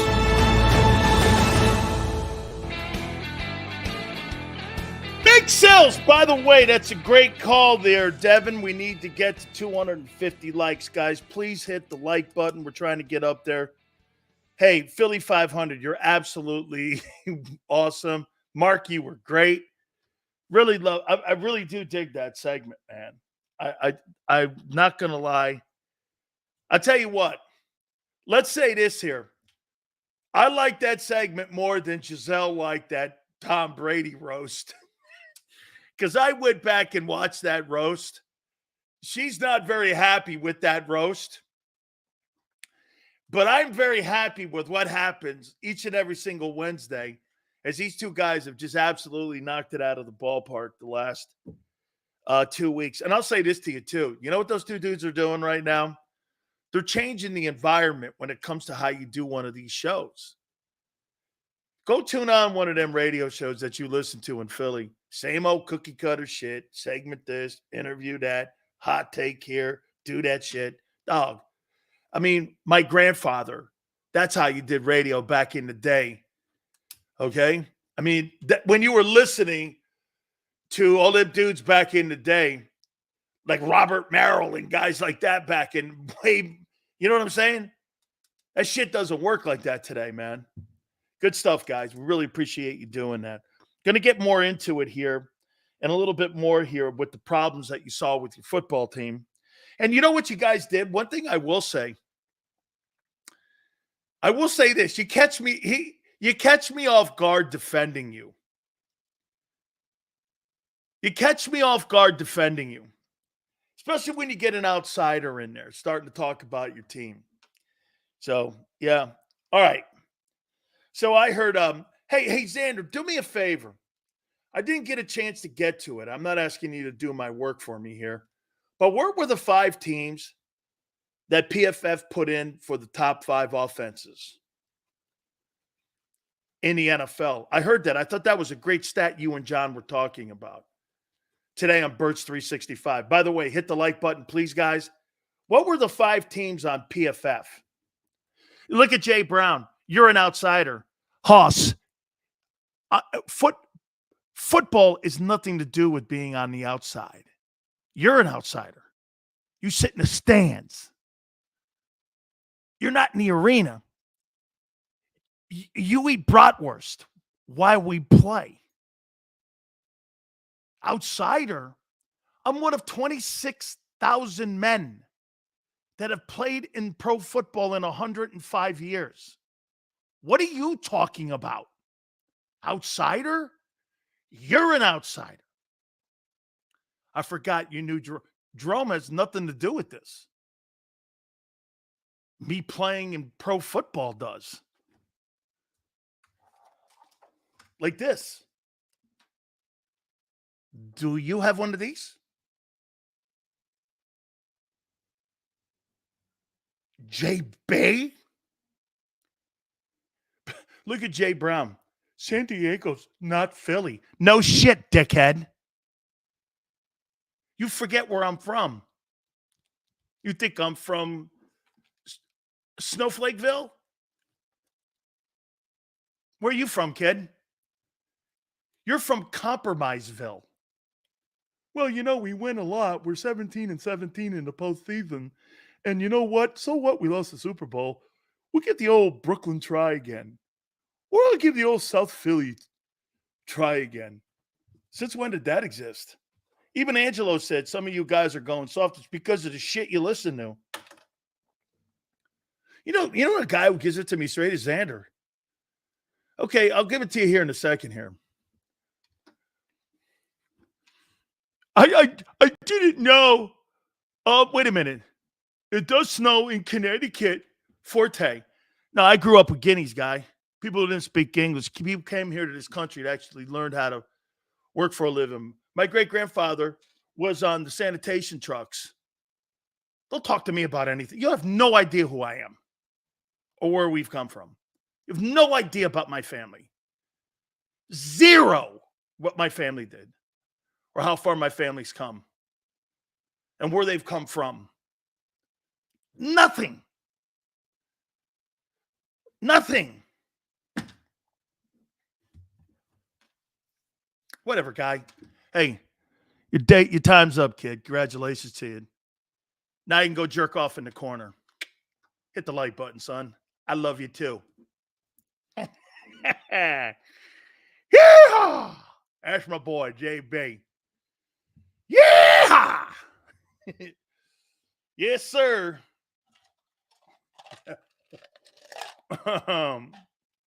Too easy. Well, I'll tell you what, kid. You had your weekly little shot. Congratulations to you, son. You can go tell all your friends now. I got Sills to respond to me. Now you sound like Devontae Smith. You and Devontae Smith can go and now tell everybody, hey, I got Sills to respond. Bet you're all proud and shit. Right? You and Devontae. Slay. Eagles. Bob Lang. That's quite a crew you got there. You're not that big, dude. I never said I was. Your boys do. Hey. I mean, hey, honestly, hey, Hogman. Let me say this to you, Hogman. I'm not that big. I know, man. I just don't understand why your people contact me then. Why they hang out with me, Hogman. Still crying? I don't cry, dude. I don't cry. I let you have it. Truth, justice, and the Big Sills way. Howie denied you. I never asked Howie Roseman to ever come on my fucking show. What they did was they didn't want to put Nick on because I dogged Howie. Oh, leave me alone. You want me to show you the text? I showed Xander it. Nah, it's got a phone number on there, and I can't do that. I showed Joe Krause and Xander the text. I can't put him on because you were very mean and upsetting to Howie and associates. Seals, you're too emotional, my guy. Well, I never thought of doing anything else but with passion and with energy. So what do you do things with? No energy or passion? Oh, emotional? Yeah, I do things with emotion. It's my greatest asset and sometimes my weakest. I know this. At least I know my strengths and weaknesses. You know what some of yous are? And your weaknesses?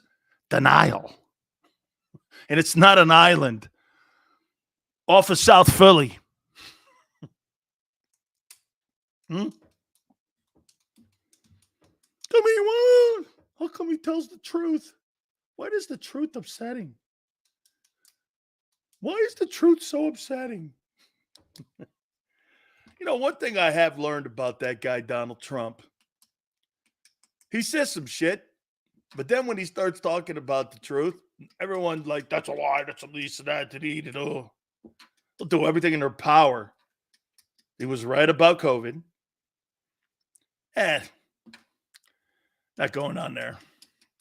Thanks, Mark. I thought you were awesome, man. You guys love to hate me. I like that. Jen, Italia. When you go to your daughter's rugby games, do you yell Big Sills when you walk in? Oh, you know what? Here's what I holler. Hey, ref, keep it fair. Keep it fair, ref. No, my daughter walks in. My daughter doesn't really have to say her name. She's been a 3-year captain on a nationally ranked team. She don't have to do that shit. You know why? They know who Little Sills is. How you doing?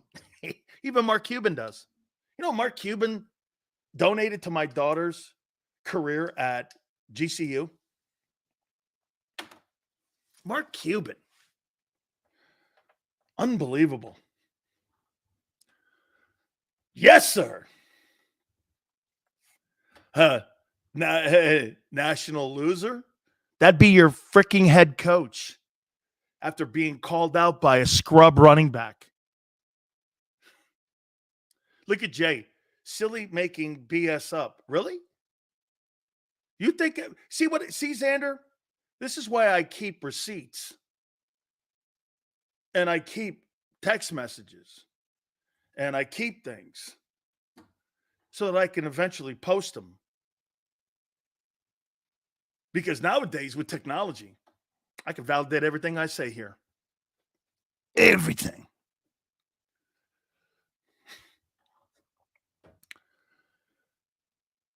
Sills, get Fredo on the show. No way.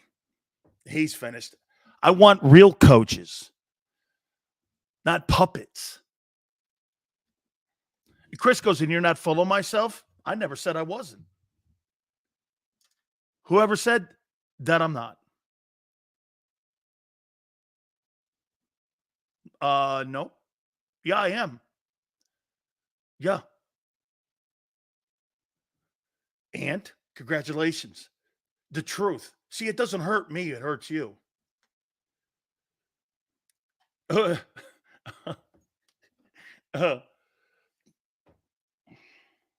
let me just text Mark Cuban here.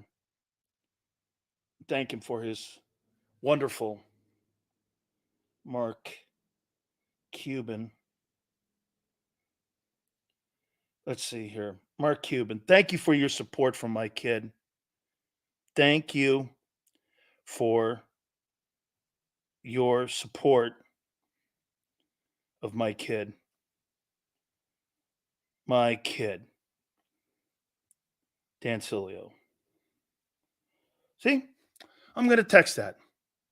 Let's see how long it takes him to text me back. Can't show you that. No, there we go. And there we have it. See how long it takes him to text me back. Okay? Should be interesting. Usually he's pretty fast about it.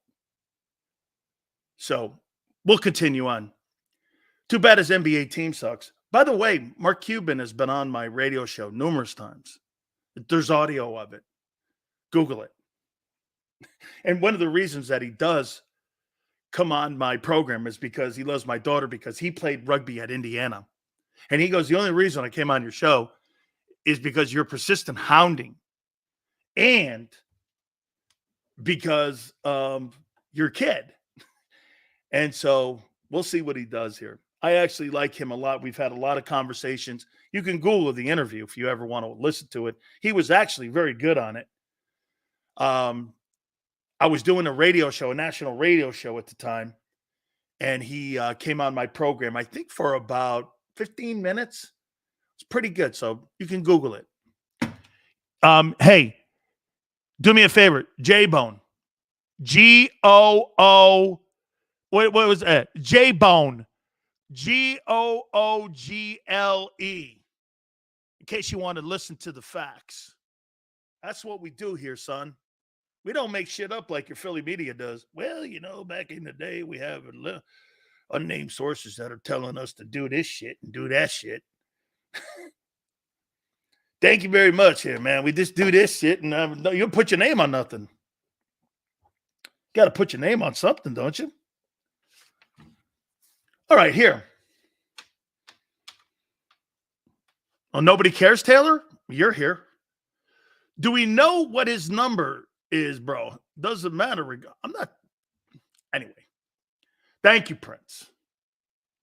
Okay? Come on, hog man. Come on, hog man.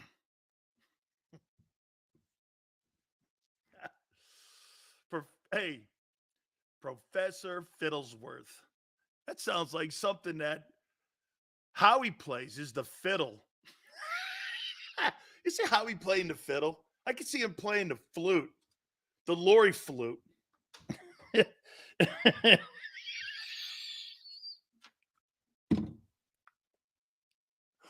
Let's see what a day does for me when I get hey, when I get a day off, see what happens.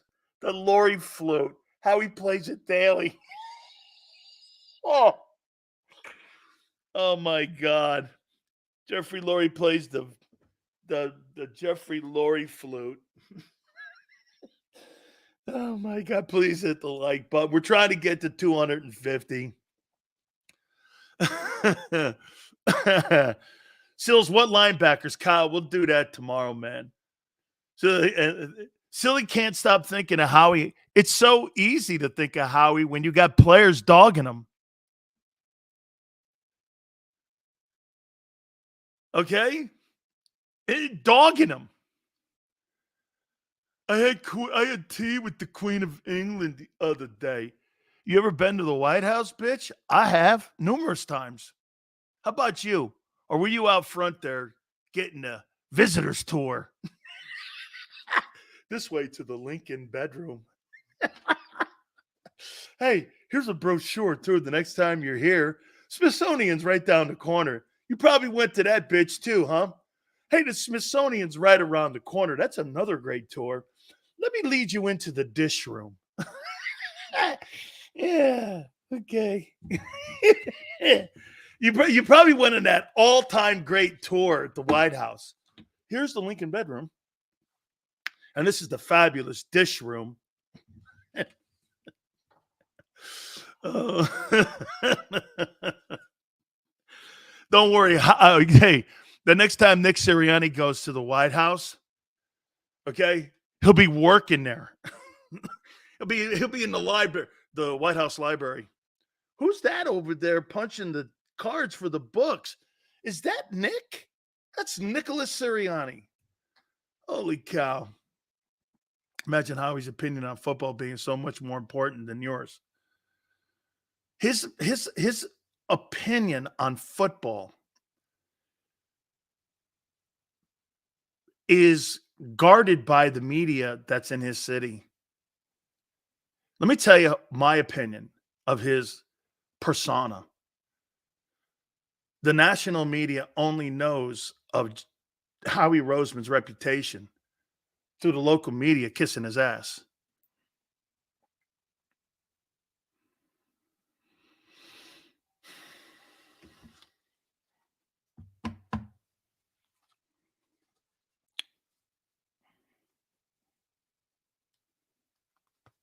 Am I wrong?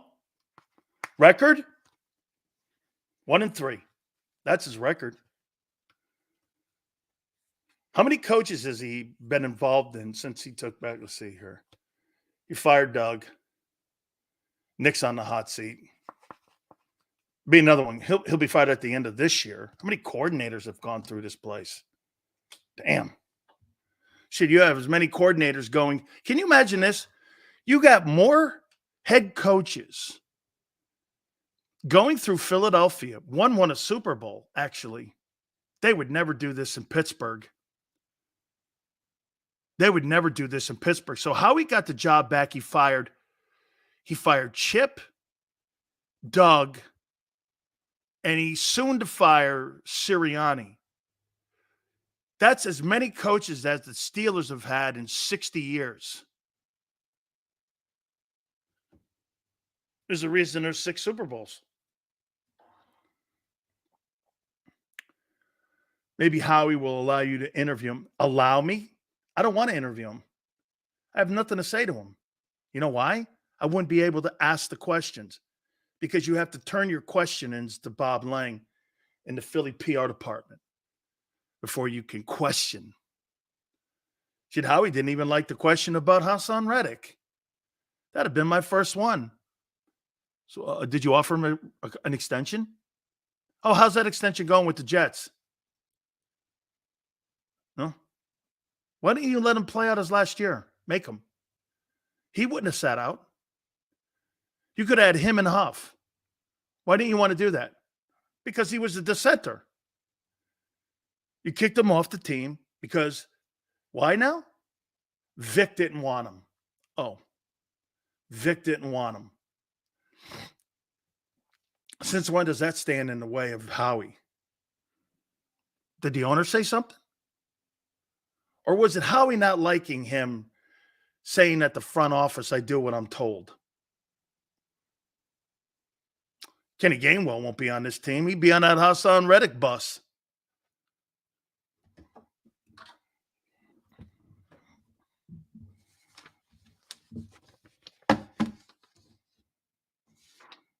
What a day. What a day for exposing the entire organization. Hey, Yale, let me ask you this. Prince, help me out here. Prince, you think the problems of last year have been solved? Xander was trying to get to this today. When I was listening to Bird 365, he was trying to get to this. So I'm going to take it. Net baton from him. So you think all the shit that is going on this offseason so far, they've addressed it? Yeah, look at Taylor. Gainwell stinks. Okay. What's the point? What does that have anything to do with him being on the roster, the 50-man active roster the last 3 years? Well, wait a minute. I don't know. Yale. Well, he was raving about N'Kobe and how Trotter reminds him of TJ Edwards, even though he's never played an NFL down. Shows the same traits. What, slow?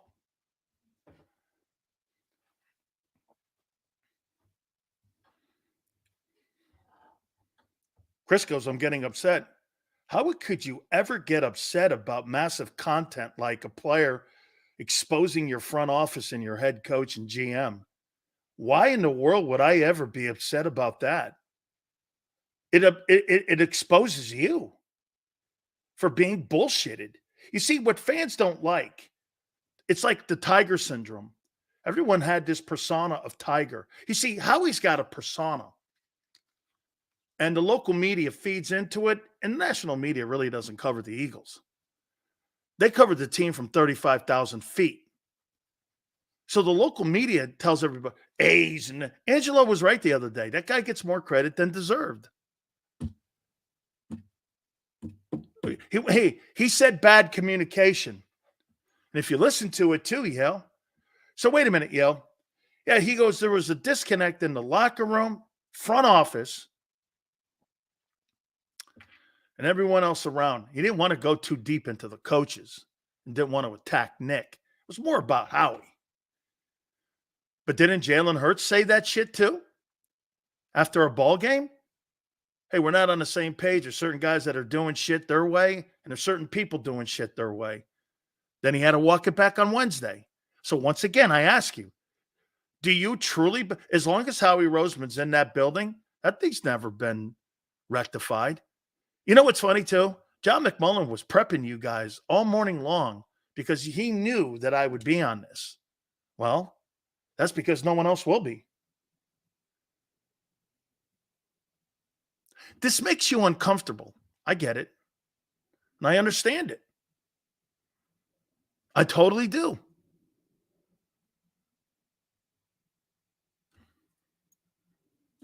I get it.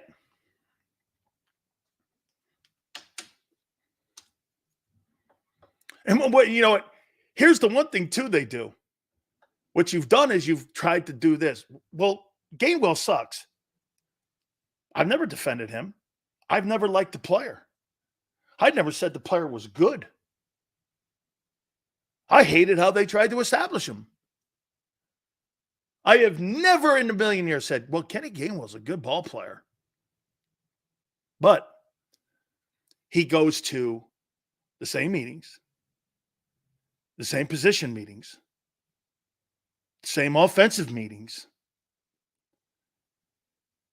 He travels with it. He doesn't have a pad and pencil.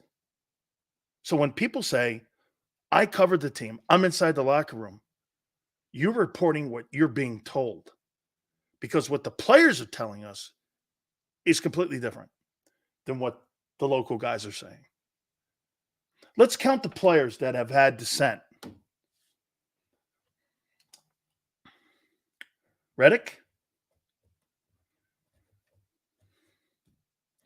Shit, even Fletcher Cox said something about leadership in the locker room, especially with Hurts. Hurts himself. AJ's hinted at it. Covey.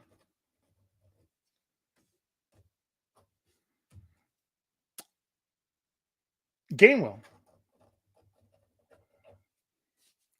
Kevin Byard. So let me ask you something here. Byard, Greenwell, Covey, Reddick, Fletcher Cox, Hurts, AJ, all these guys have, in the last 3 years, been on the active roster. 1, 2, 3, 4, 5. There's 7 guys. Are those guys lying too?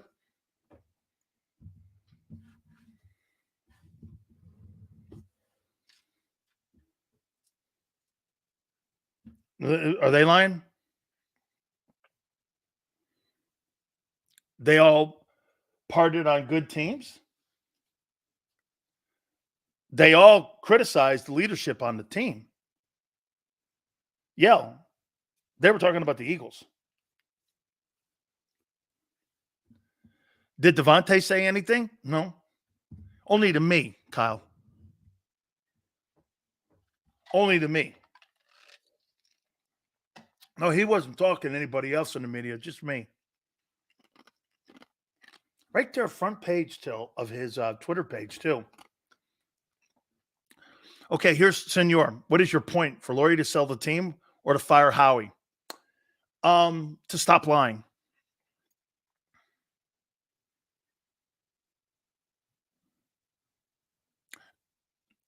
Xander wrote something down here. This is beautiful. Here's PFF. Let me write these down. Top offenses in the NFL.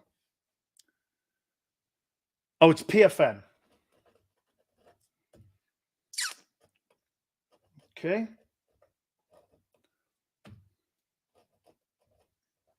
Oh, this is simple. Why they're ranked ahead of the Eagles.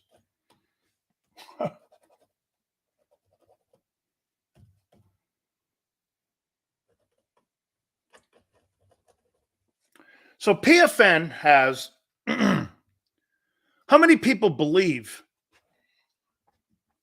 that the Eagles are a top 5 offense?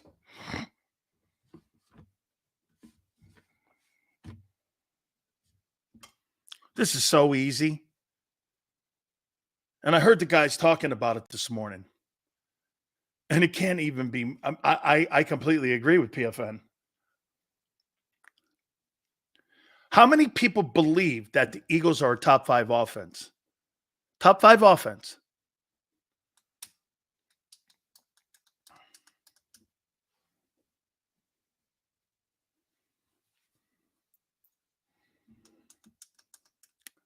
Potential to be number 1 offense.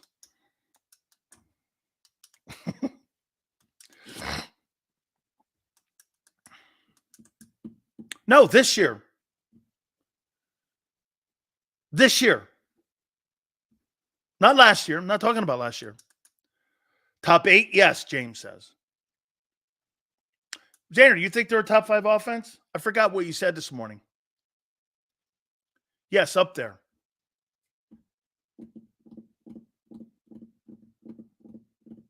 Sills goes negative?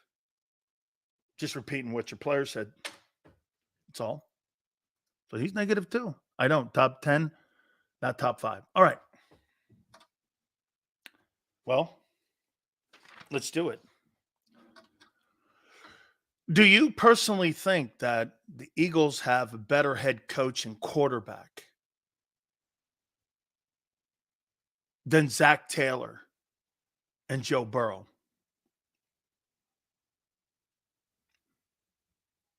Do you? Watch this one. You want to get some laughs? Watch this. Taylor's been to 2 AFC championship games. Burrow's been to a Super Bowl. Look at Sam. Sam thinks that Nick Sirianni and Jalen Hurts are better than Zach Taylor, who beat the Niners last year. You were destroyed by them.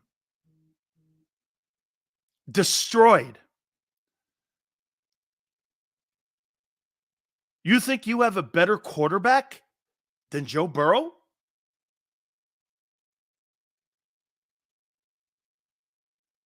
Do you really?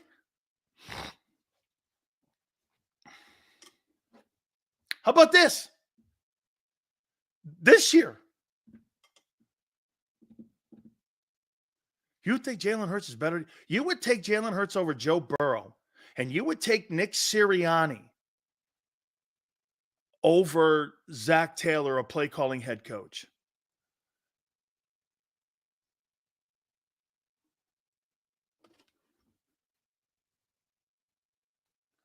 I didn't ask you that. Look at how you're trying to change the question. Would you take Nick Sirianni? Would you take Nick Sirianni Yeah. Well, he also makes $250 million now. So that second round tag has nothing to do with the conversation any longer. He's paid as a first pick. He's got one of the $250 million deals, dude.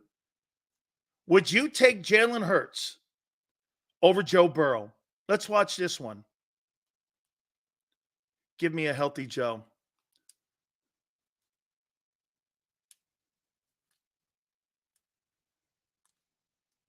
Would you take Nick Sirianni as a play caller over Zach Taylor? You would take Nick Sirianni. No, would you? Okay. That's why the Bengals are in the top 5.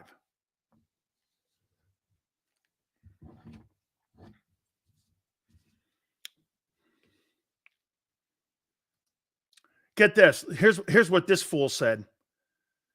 People wanted Zach Taylor fired last year. He had 6 quarterbacks, and he developed Jake Browning into a point where they gave him a contract and a new contract extension. Even though I'm an Eagle fan, I'll take Burrow.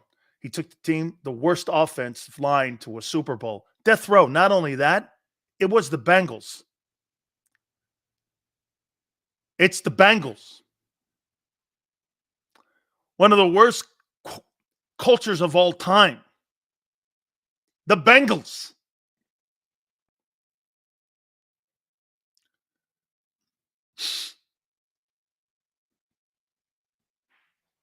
Here's another one.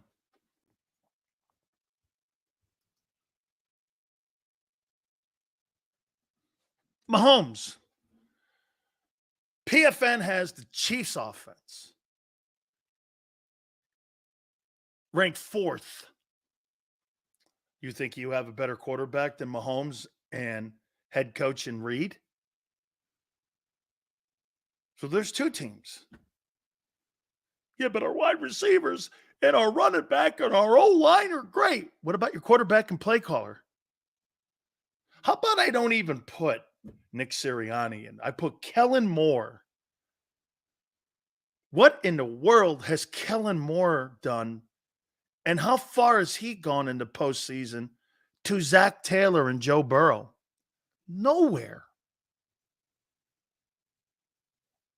Nowhere.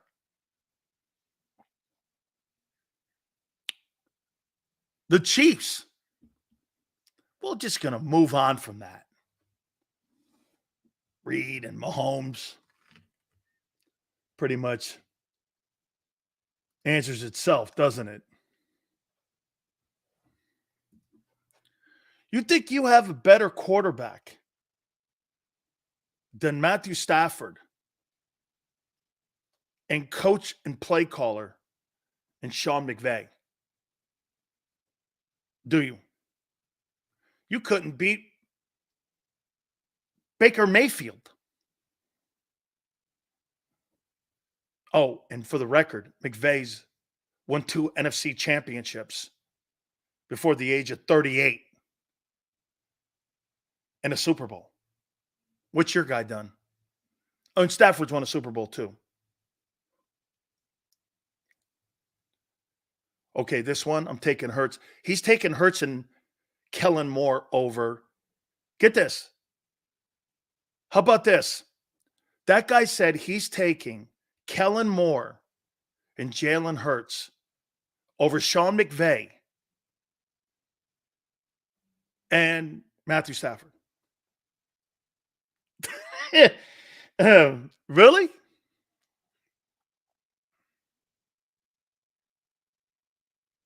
Where do you see that?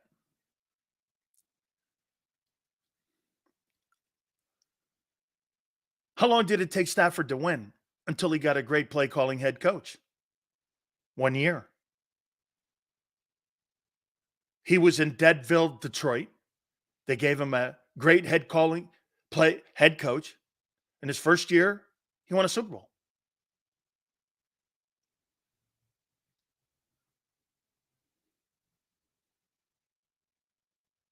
Matthew Stafford, last year, you could make the argument he had a better year than Jalen, and he missed games.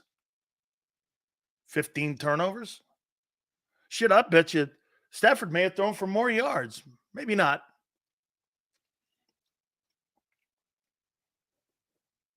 Super Bowl champion coach and play caller. That's right. He got there with Goff. And he won with Stafford. Goff got to an NFC title game. Well, you should thank him for resurrecting his career from Jeff Fisher. Jeff Fisher was about to ruin Jared Goff's career the same way Jeff Fisher ruined Vince Young's career. No coincidence. Jared Goff was dying on the bench.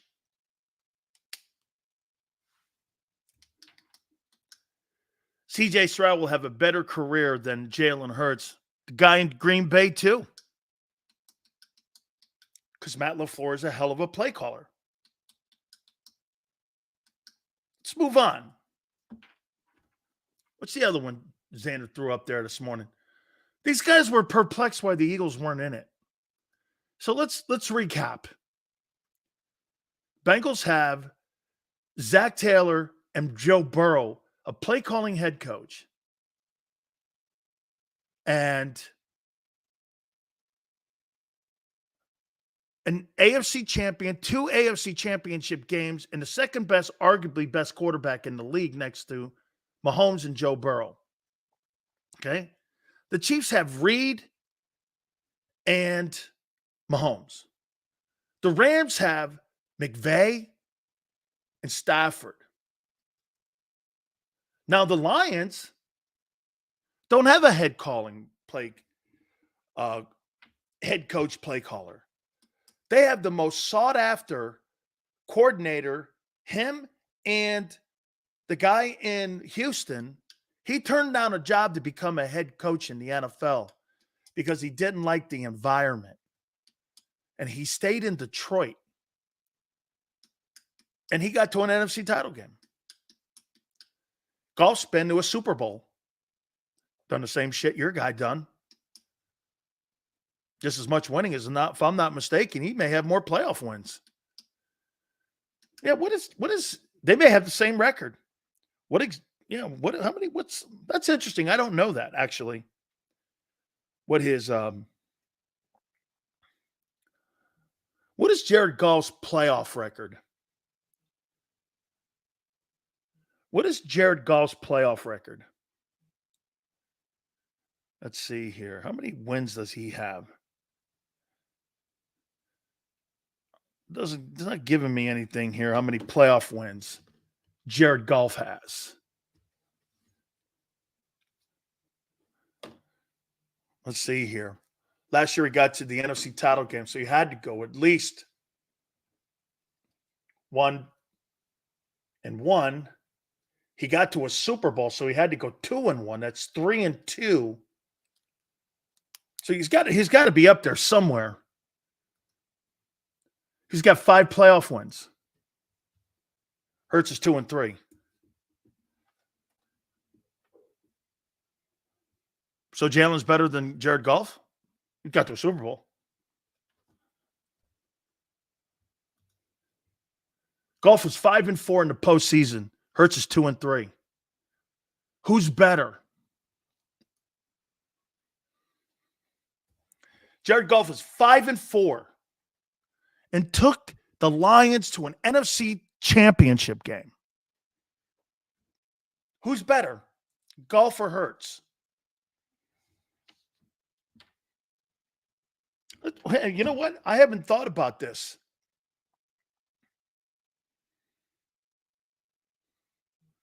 Jared Goff's stats. Goff has 5 more years. Okay, that's a good point. That's what we're going to do. Let's take a look at that. Okay? Let's take a look at Jared Goff's first 4 years. Fair enough? All right. Jared Goff in his first 4 years was 0-7. Damn. Then when McVay got there, he was 11-4, then 13-3 and won the Super Bowl. In his third year starting. threw for 46,000 yards, 4,600 yards, excuse me, and 32 touchdowns and 12 picks. Here's pretty much the numbers Jared Goff has put up in his career. 38-04, 36-68, 46-38, 39-52, 36-48, 4,438, and 4,575 this last year. His worst season was 38-04. Almost Jalen Hurts' best career year. 32 touchdowns, 25 touchdowns, 28 touchdowns, 20 touchdowns, 29 touchdowns, 30 touchdowns. You think Jalen Hurts is going to have a better career than Jared Goff?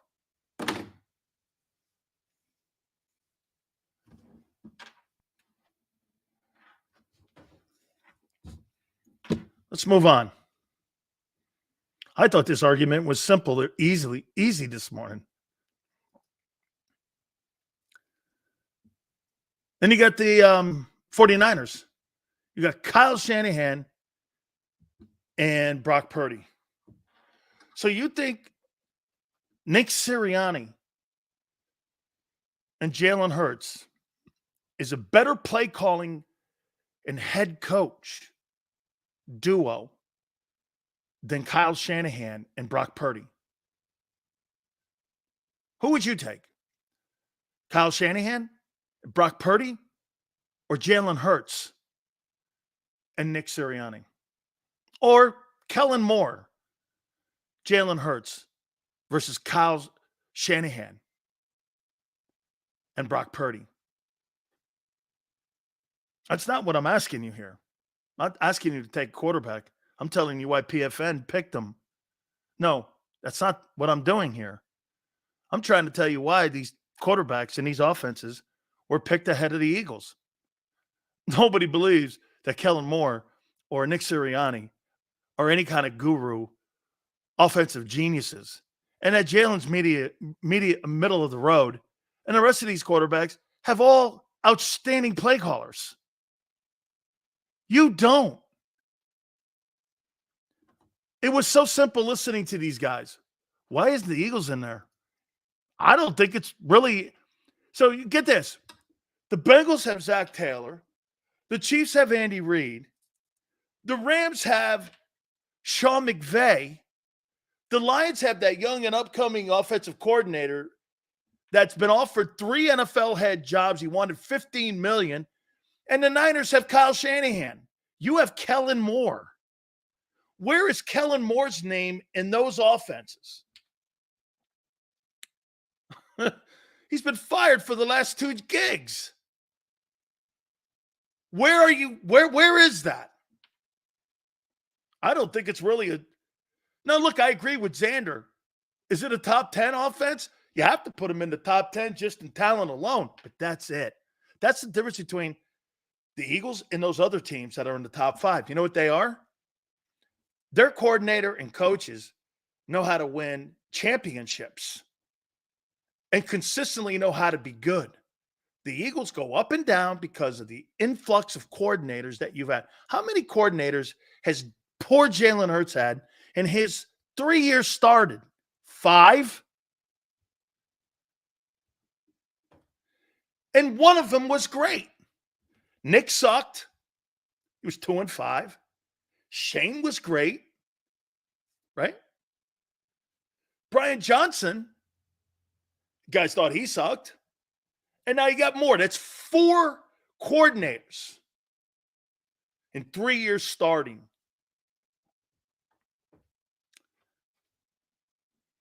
Very simple. You guys are the best on paper. Sills' death is depressing to compare what we have with other top flight teams. Dude, I'm not suggesting to you that you don't have a really good wide receiving core. But the reason why, no, I'm trying to point out to you why that website didn't have the Eagles in the top 5. Because you don't have a proper play caller and a quarterback that's going to win you a championship. And by the way, I'm not saying San Francisco. I think that guy in San Francisco, in my opinion, I think he's a little overhyped too. I do. I think that guy, he's got to win. But he's by far superior to Nick. Get this. Greg goes, Purdy's middle of the road. Hey, Greg, why is it that Brock Purdy in 2 years has done more than what Jalen Hurts did in his first 2 years? And he's 5-2 in the playoffs. And he's been to 2 straight NFC title games. Any comment?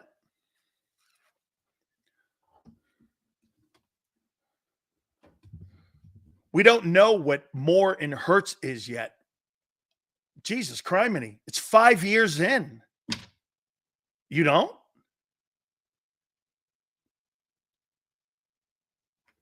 I pretty much know who Sean McVay is. I know who Andy Reid is. So, Senor goes, because of the 49er defense, that's why he threw for 4,400 yards and 30 touchdowns and 70 completion percentage, was because of the 49er defense? I missed that.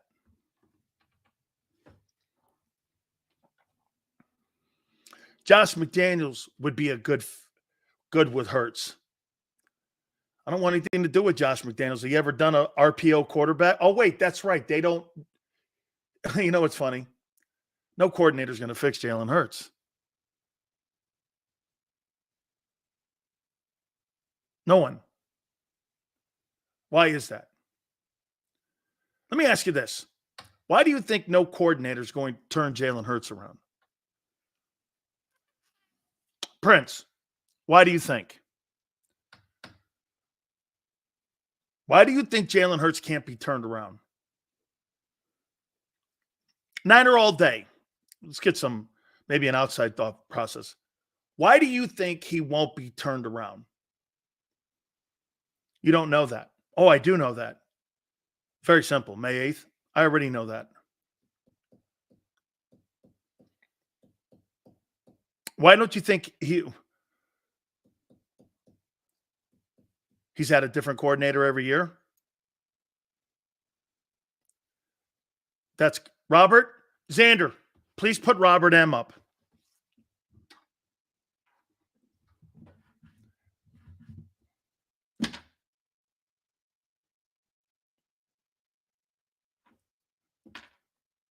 You don't have a coordinator that best fits that personality and that skill set. When you do that, by the way, it's almost too late now. But when you do that, and that guy reverts back to who he is, you'll go back to a Super Bowl.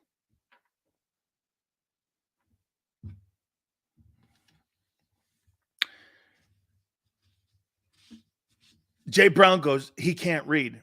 I know Jalen can't read a defense. I already know that.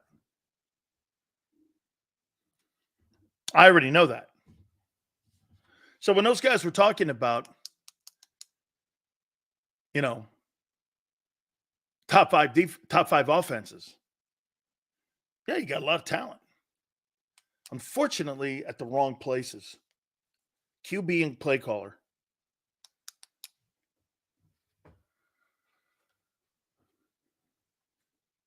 Okay.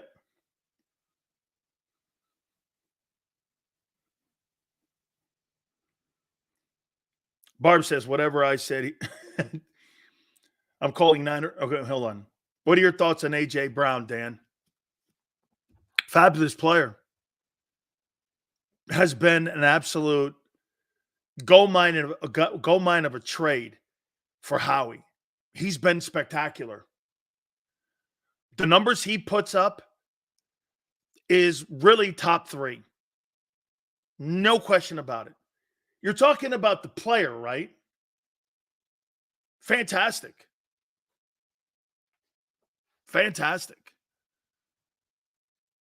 Seals, bottom line, we don't have a coach, a GM whose philosophy is year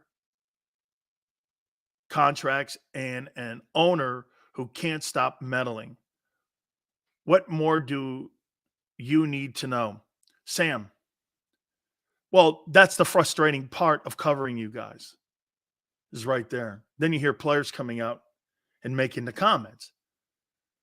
Bitcoin, yo, Big Sills, is it just me or does Serriani look emasculated in every pick video since he wasn't fired? Sure does.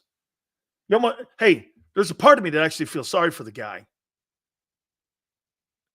There is.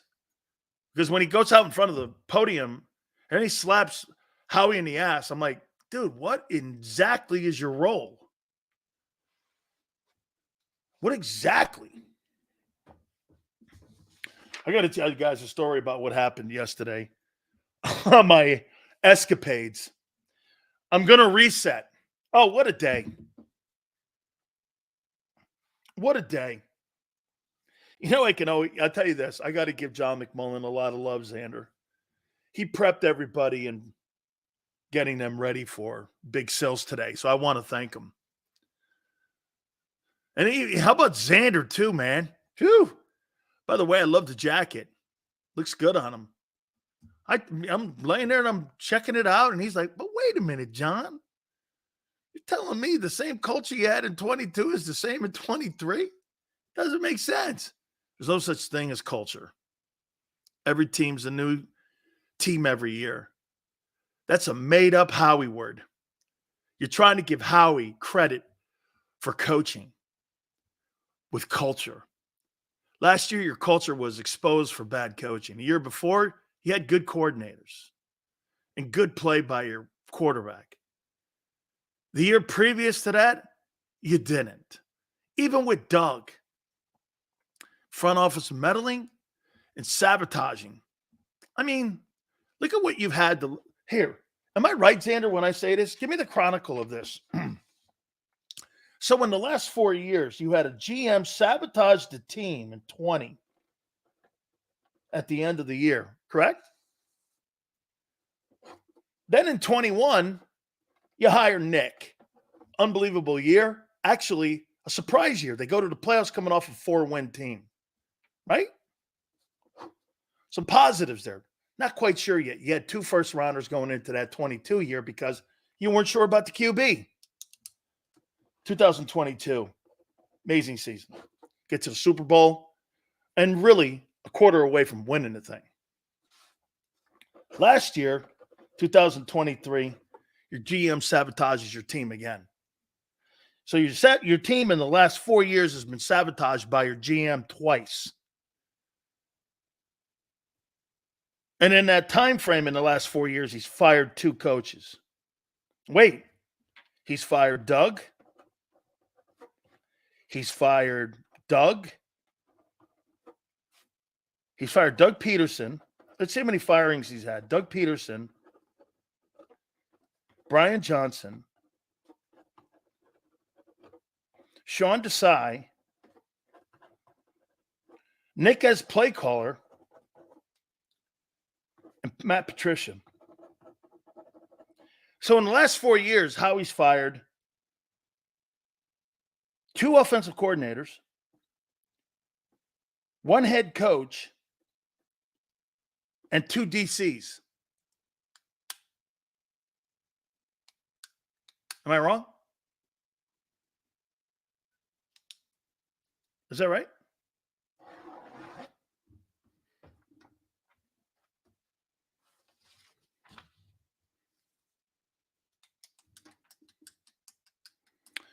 Nick has one job, and that's to be a cameraman. He's going to be all in the camera if we start winning, screaming at fans and talking about flowers. Eagle fans talk about pom-poms. So 2020, you fired Doug. 2021, let's see, wait, in the last 4 years, you fired Doug Peterson, Brian Johnson, Sean Desai, Nick Sirianni as play caller, and Matt Patricia. 1, 2, 3, 4, 5 coaches in 4 years. 2 offensive coordinators, 2 defensive coordinators, 1 head coach.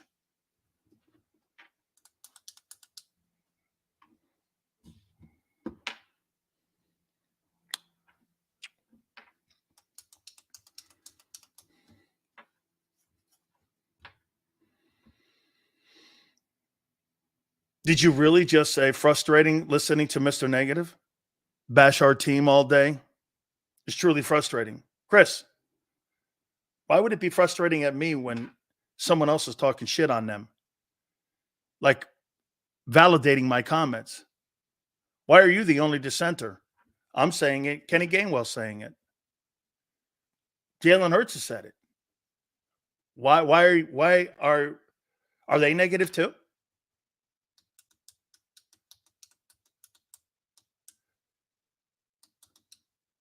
Nick has one job.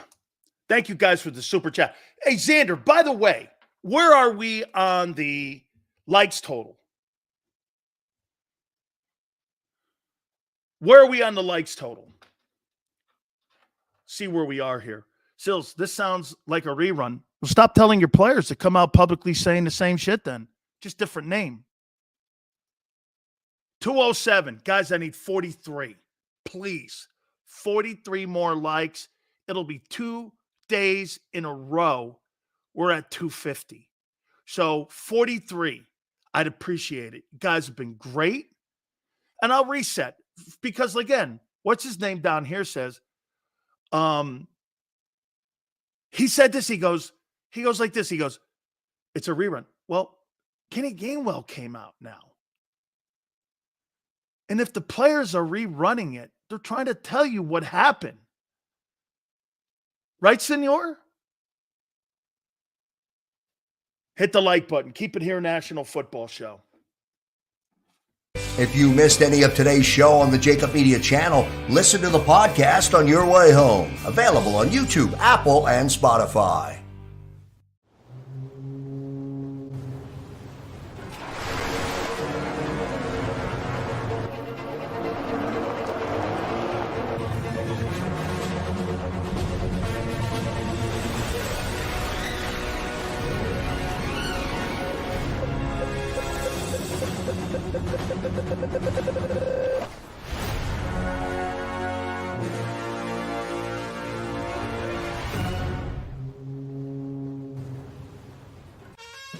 Is the best vacation one that you find or one you get lost in? One that takes you to new heights or reminds you to go with the flow? To get your feet wet and your wheels spinning? One that lets you find your own rhythm or get carried away? Find the best of yourself. Get lost in the woods. Plan your stay in the Wildwoods today. Go passionately. Go fearlessly. Go confidently. Go Birds! Go confidently towards your goals with First Trust, Philly's hometown bank for nearly 90 years, and the official bank of the Philadelphia Eagles. We're focused on getting you over the goal line. So go with conviction. Go with trust. Go Birds! And go forward with us by your side. First Trust Bank, the official bank of Philadelphia dreams. Oh, and go Birds. Listen, if we even think you owe us money, you won't know what hit you. We'll put liens on everything you own. Raid your bank accounts, retirement fund, pension. You'll open up your paycheck and cry because we'll already have the money. We'll haul you into federal court and you might even go to jail. Hey, it's our job.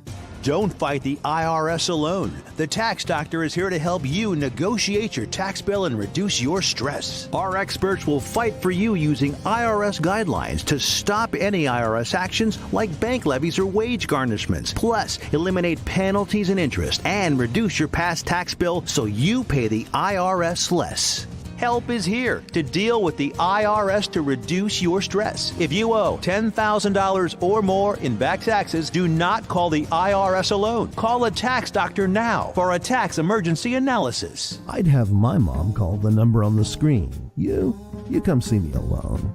We'll work it out.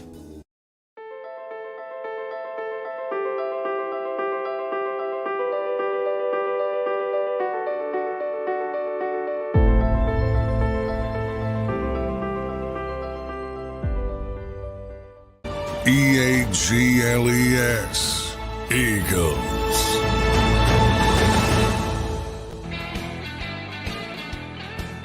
Hey, Sills! Do me a favor. Please hit the like button. Xander, starting this hour here, we are how many away? We just checked. I want to get a total here. We were at 207 just a couple minutes ago. Where are we sitting right now? I'd love to get to 250 by the end of the program. 250 likes, and I hope we're getting closer and closer to that number. We're at 221. Guys, thank you very much, man. I really appreciate it. I want to show you something here, guys. Yesterday, I had to take the day off, and it was arguably one of the most crippling days in my life. Now, look at this.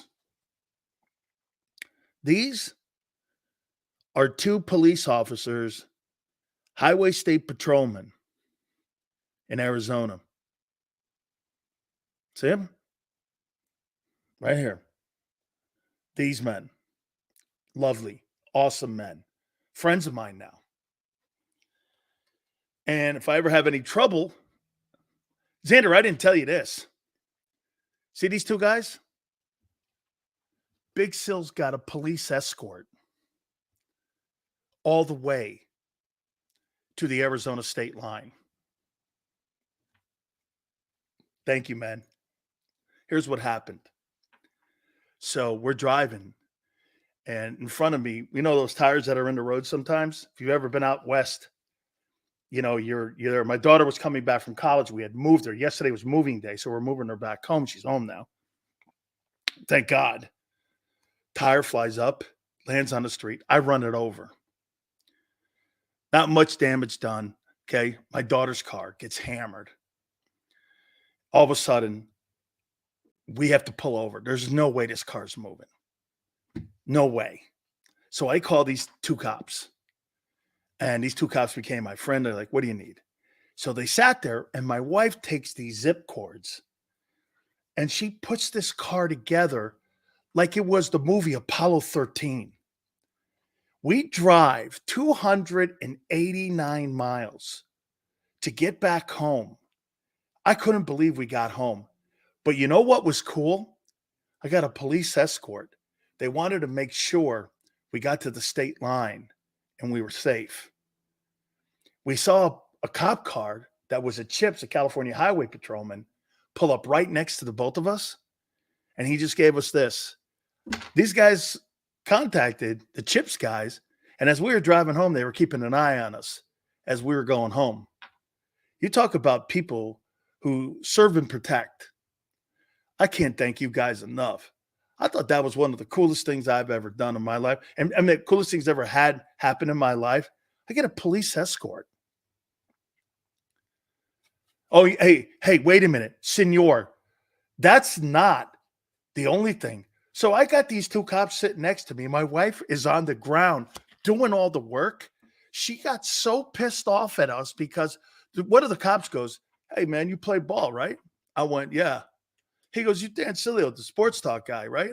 I used to be on in Phoenix, and I go, yeah. He goes, holy shit, man. Yeah, no. He goes, you're coming back from GCU. My daughter had GCU gear, and she goes, yeah, I worked over there too before. All right. Yeah. So we're sitting there. My wife is dirty as hell. She's fixing the car. Hey, best 5A class mechanic in 5 counties. You never have car trouble. If anyone knows the movie, it's a great reference, and it's the first movie that came to mind. Right? Hey, man, hey, at best 5A star mechanic in 5 counties. You'll never have car trouble. And I was like, man, these cops were like, we did nothing. And these guys, my wife got this car back, man. I'll tell you what, she should have been on the Titanic. No one would have died. If my wife was on the Titanic, no one would have died. There's no way. She would have known she would have fixed the boat. I've never seen anything like it.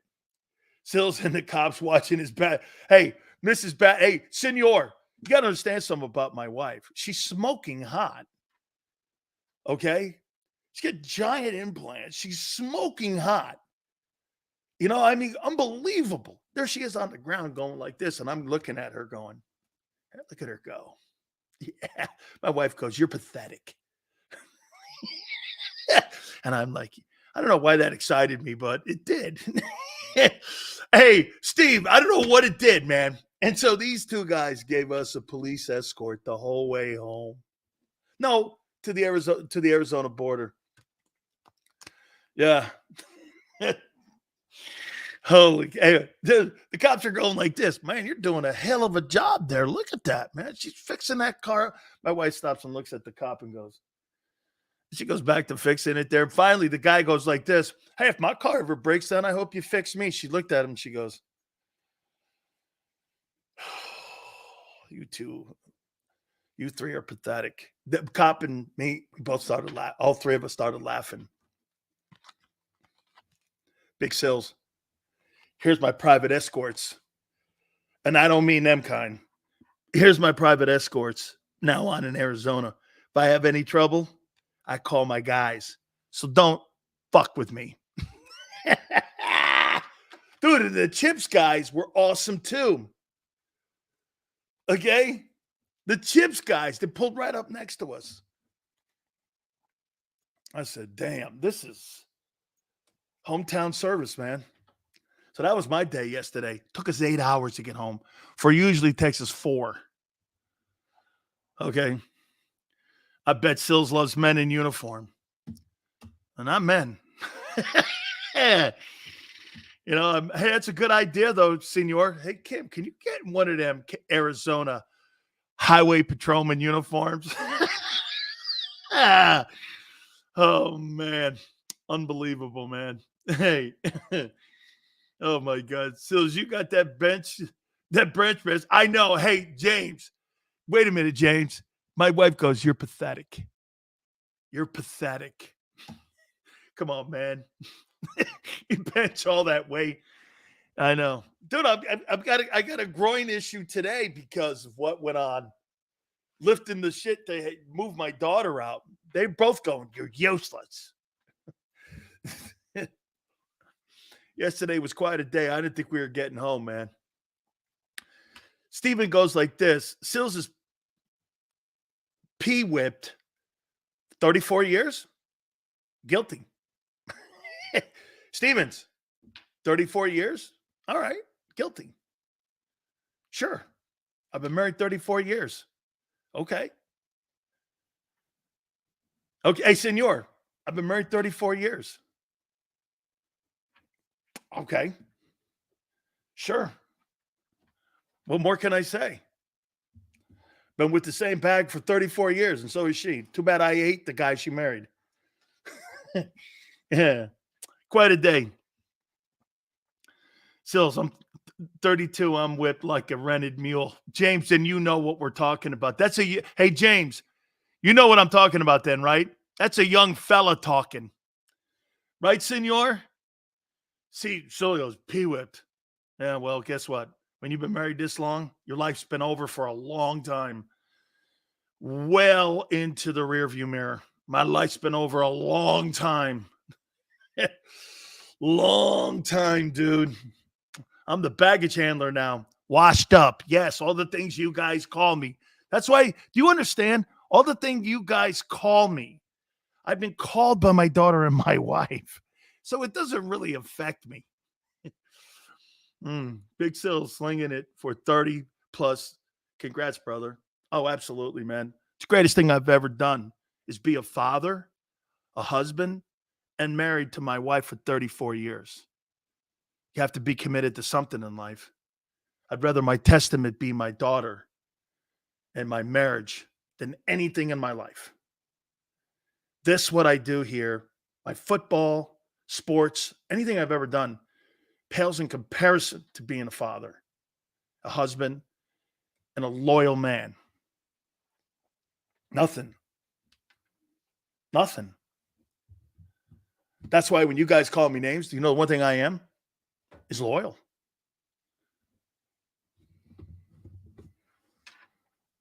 I stick to what I start. I know my priorities.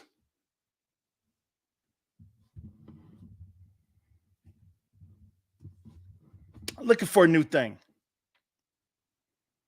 That's right, senor. Senor, hey, let me say this to you guys. Senor, You think I wouldn't rather be with you guys yesterday? Be on the side of a road in 99-degree heat, looking at my car. Thank God I have insurance on this thing and my deductible's not going to kill me. I mean, where do you think I'd rather be? Talking shit with you on Nick? Or do you really think I'd rather be sitting there getting a police escort?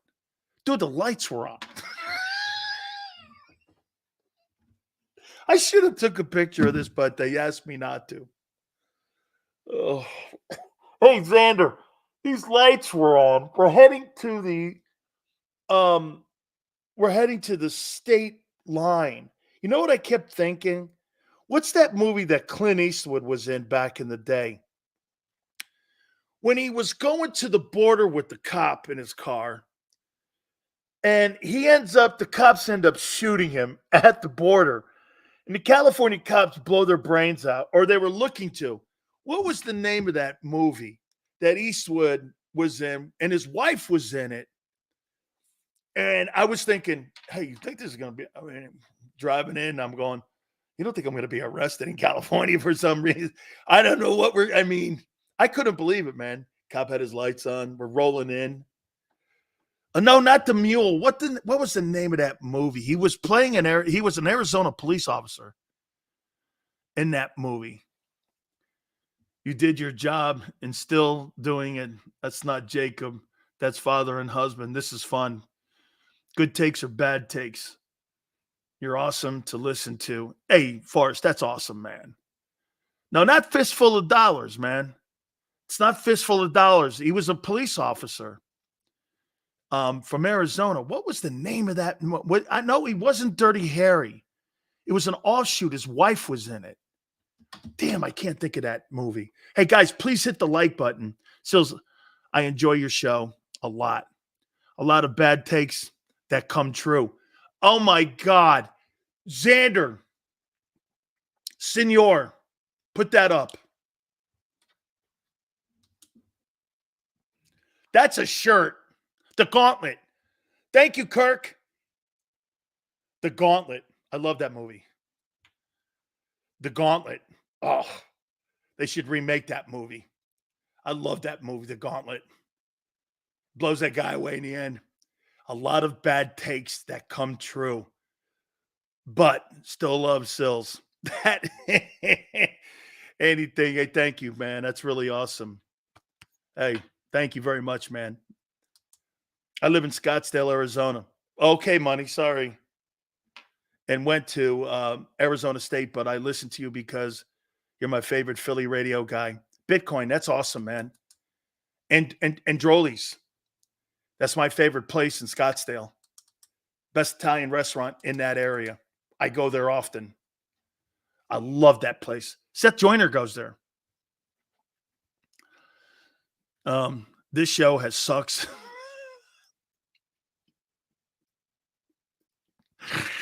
Oh, my God. This is the best take going here. This show has sucked since day one, but I haven't missed Oh, my God. Hey, man. Hey, you know what? I need to lighten up a bit. Because I think I do get touched off more because, yeah, Sandra Locke was in that. Yeah. Because I think you know what? I think I underestimate you. I do. I do, man. Those are good takes. Xander goes, you were feisty in hour one. Well, that's when you're pounding your chest. And trying to tell you. You know what, though, dude?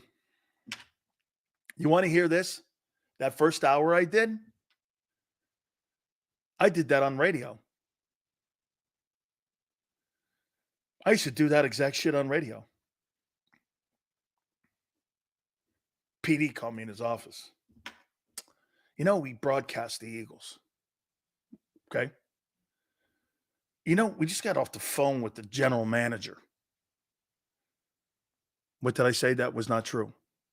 I was quoting his players. Yeah, but it's the tone. The tone. Oh. So you don't like harsh spoken words? Or is it that I use simple words because Remember something, guys. You know why we connect and we have for 34 years, Xander? I talked to you how a newspaper columnist writes a column. You use fancy words, it gets lost in translation. You use simple words, everyone can understand where you're trying to make it land. Do you understand? There's a technique. Why try to sound fancy? Like some of the guys on IP. You know, some of the words you go, what? What are you talking about? You know, they write newspaper columns for third graders. I try to talk like I'm talking to a third grader. You know why? More people can connect with that than me sounding fartsy and smarter than you, which you connect to less than 1%. Why would I do that to my audience? I'm not trying to sound smarter than you, and I'm not. People who do that, they're shady. A couple of my friends were in Heartbreak Ridge. I actually like that movie. Okay? I mean, that's why you guys listen to me. Sills reads our comments like a third grader. Bro struggles when he reads for real. Okay. Thanks, Ryan. So you want me to try to what? Not communicate with you?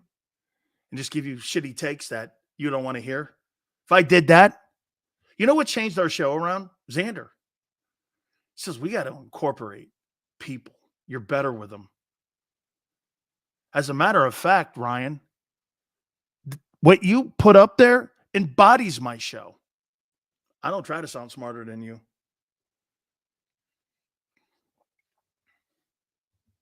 I don't. Never will be. Don't try to be.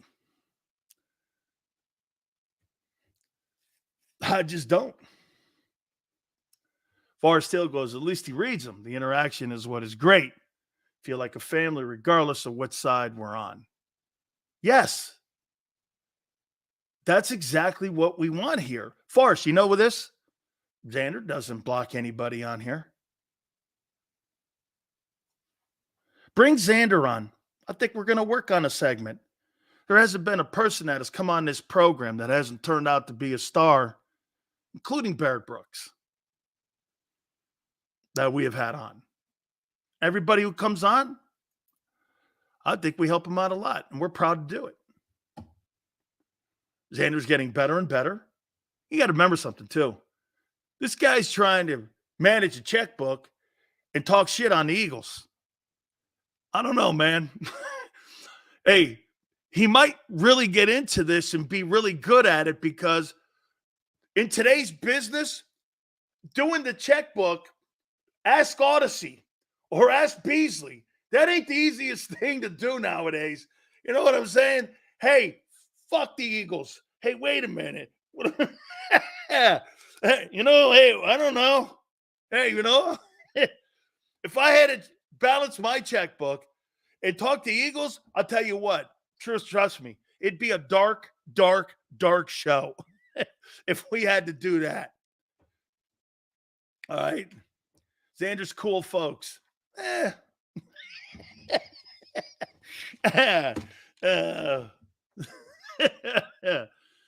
Sills, would you turn down Kansas City radio podcast? Yeah, because you would have had this drama-filled team and fan base content. Oh my God.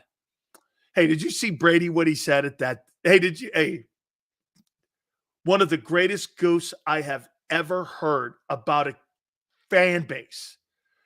Did you guys hear it? So Brady goes like this. You know, they're always talking about, and I'm paraphrasing, you know, they're always talking about the Kansas City fan base, how great it is, and how much noise they make and how much screaming. Well, that's pretty easy when you got a full stadium full of 14-year-old girls, and you're like, wow. He's saying the Taylor Swift girls are in the Arrowhead Chiefs Stadium, and they're screaming. Hey, yeah, it's pretty easy when you got 14-year-old girls as your fan base. Yeah. Hey, you see, Philly's different, though. Philly's different. Here's one of the great. I saw two things this past season that made me fall in love with the Eagle fan base. Okay, you know what it was?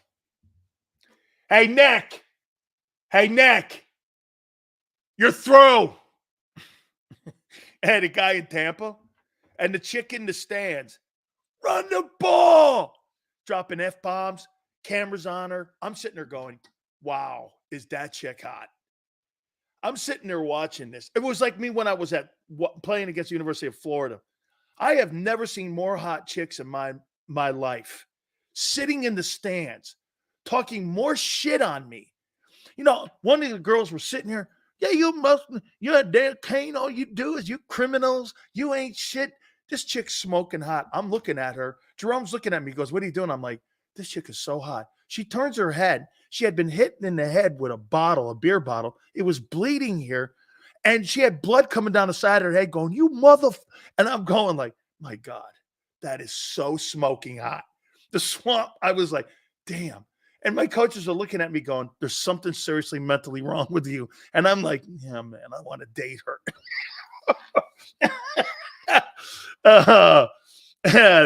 Dude, that crowd is crazy in Gainesville. That fan base is crazy. We grow through 5 stages of grief every week. Hey, Forrest, here's the one thing cool about Eagle fans, though. Hey, let's go.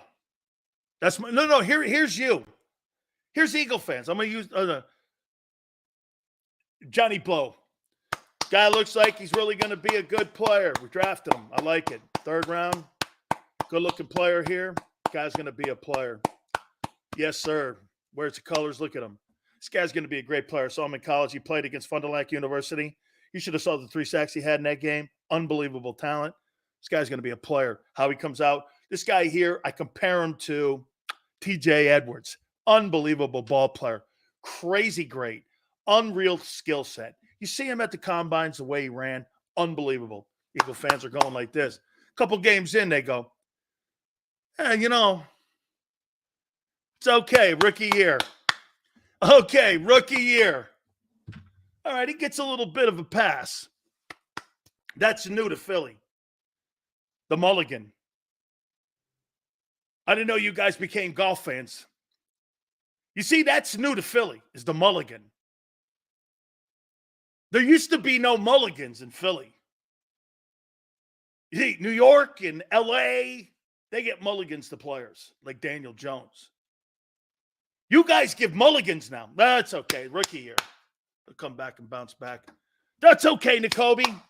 That guy got 2 mulligans. Yeah. Huh? Right? Nick kind of gets a mulligan. Kind of a half mulligan. You're like, I don't know, Italian guy. You could be a couple things in Philly. You could be Irish, Black, Italian, Jewish. Okay, but what you can't be is you kind of can't be a fraud. Okay, that's the one you go like this. That's the one we're not going to really tolerate around here. All right? That's kind of where he's at. Flex, you still pissed about the stray cells hit you? Come on, Flex. Shit, dog, you've been in here a long time. All the people, of all people to compare him to. Not to mention of Goff playoff record in his first 4 seasons, still is a fraud. So wait a minute. Jared Goff in his first 4 seasons got to a Super Bowl. Let's see. And his numbers were superior to Hurts's. Jalen Hurts can't throw for 3,900 yards, son, or 25 touchdowns. Yeah, but he can run for a lot. I know them high school quarterbacks too, Remember Johnny Feathers down there in South Philly? Whew. That guy could throw for 9 touchdowns and run for 48. Great player. Johnny Feathers, man, this guy was sensational. He was 16, all Catholic League. Xander knows that. He was on the team with him.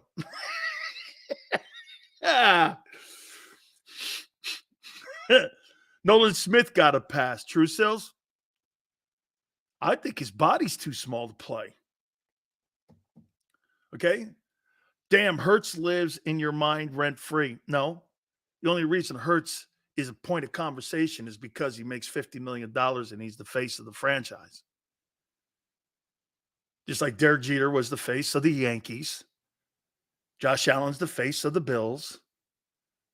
Lamar Jackson's the face of the Ravens. And Dak's the face of the Cowboys. Is it that hard for you to understand? Or are you looking for off-ramps again? I do find Sills' constant bashing of Hurts hysterical, especially would we not agree Jalen Hurts has had more success running the ball in his career, Carmine, than throwing it? I think that's a great question. Oh, that led me to this.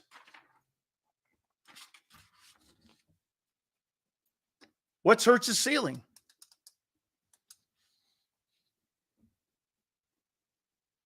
He's been in the league 4 years now. He's got the greatest talent around him. What's his ceiling? We kind of know what Purdy's is. 4,400 yards, 4,500 yards, 30 touchdowns, 70% completion percentage. What's Jalen's ceiling as a player? What's his ceiling?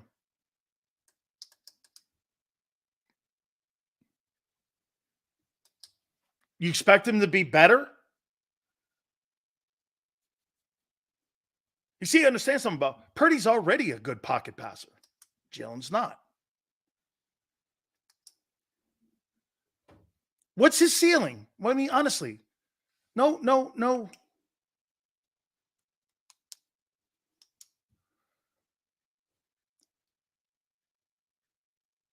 To be better?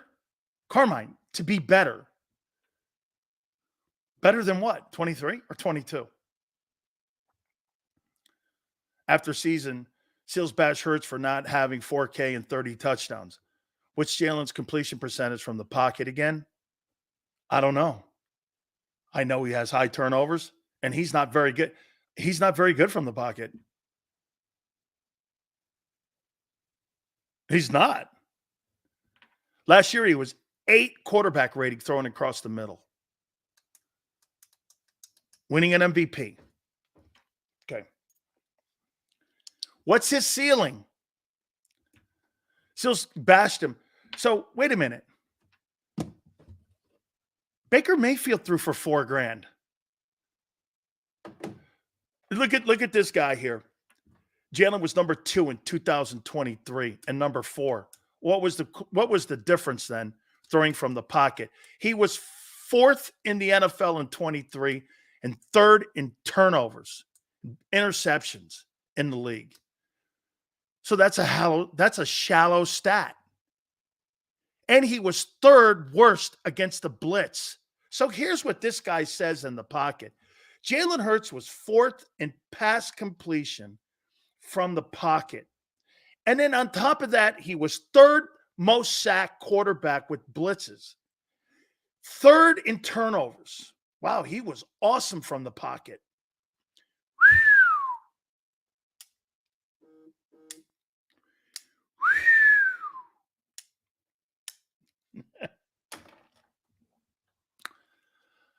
Purdy is better than Hurts. Everyone knows that. Purdy's got a better play caller. Donovan McNabb is his ceiling. He's never going to be the passer McNabb is. McNabb was a good passer. McNabb's a great passer. Still had the same offense with the exception of RG. Kind of disingenuous, Sills. A lot of that was play calling. Of course. The greatness of Kellen Moore is here to save the day. Purdy had everything he needed. Wait a minute. Look at what Bellows said, Xander. Put that up there. Bellows, Purdy had everything he needed and failed. He failed in a Super Bowl in overtime. Okay. Jalen Hurts had everything he needed last year. And he failed miserably against the Bucks. Kind of a far fall, no? Purdy's been to 2 NFC title games in a row. There's no drop off in his play. You know, he takes more. Would we not agree? I don't know if you agree with this too, Xander, but has Brock Purdy taken more advantage of the people around him than Hurts has? Yes or no?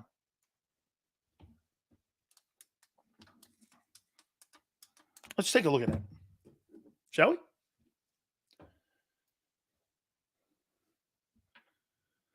You think who's taking advantage more of the personnel around him? Brock Purdy or Jalen Hurts?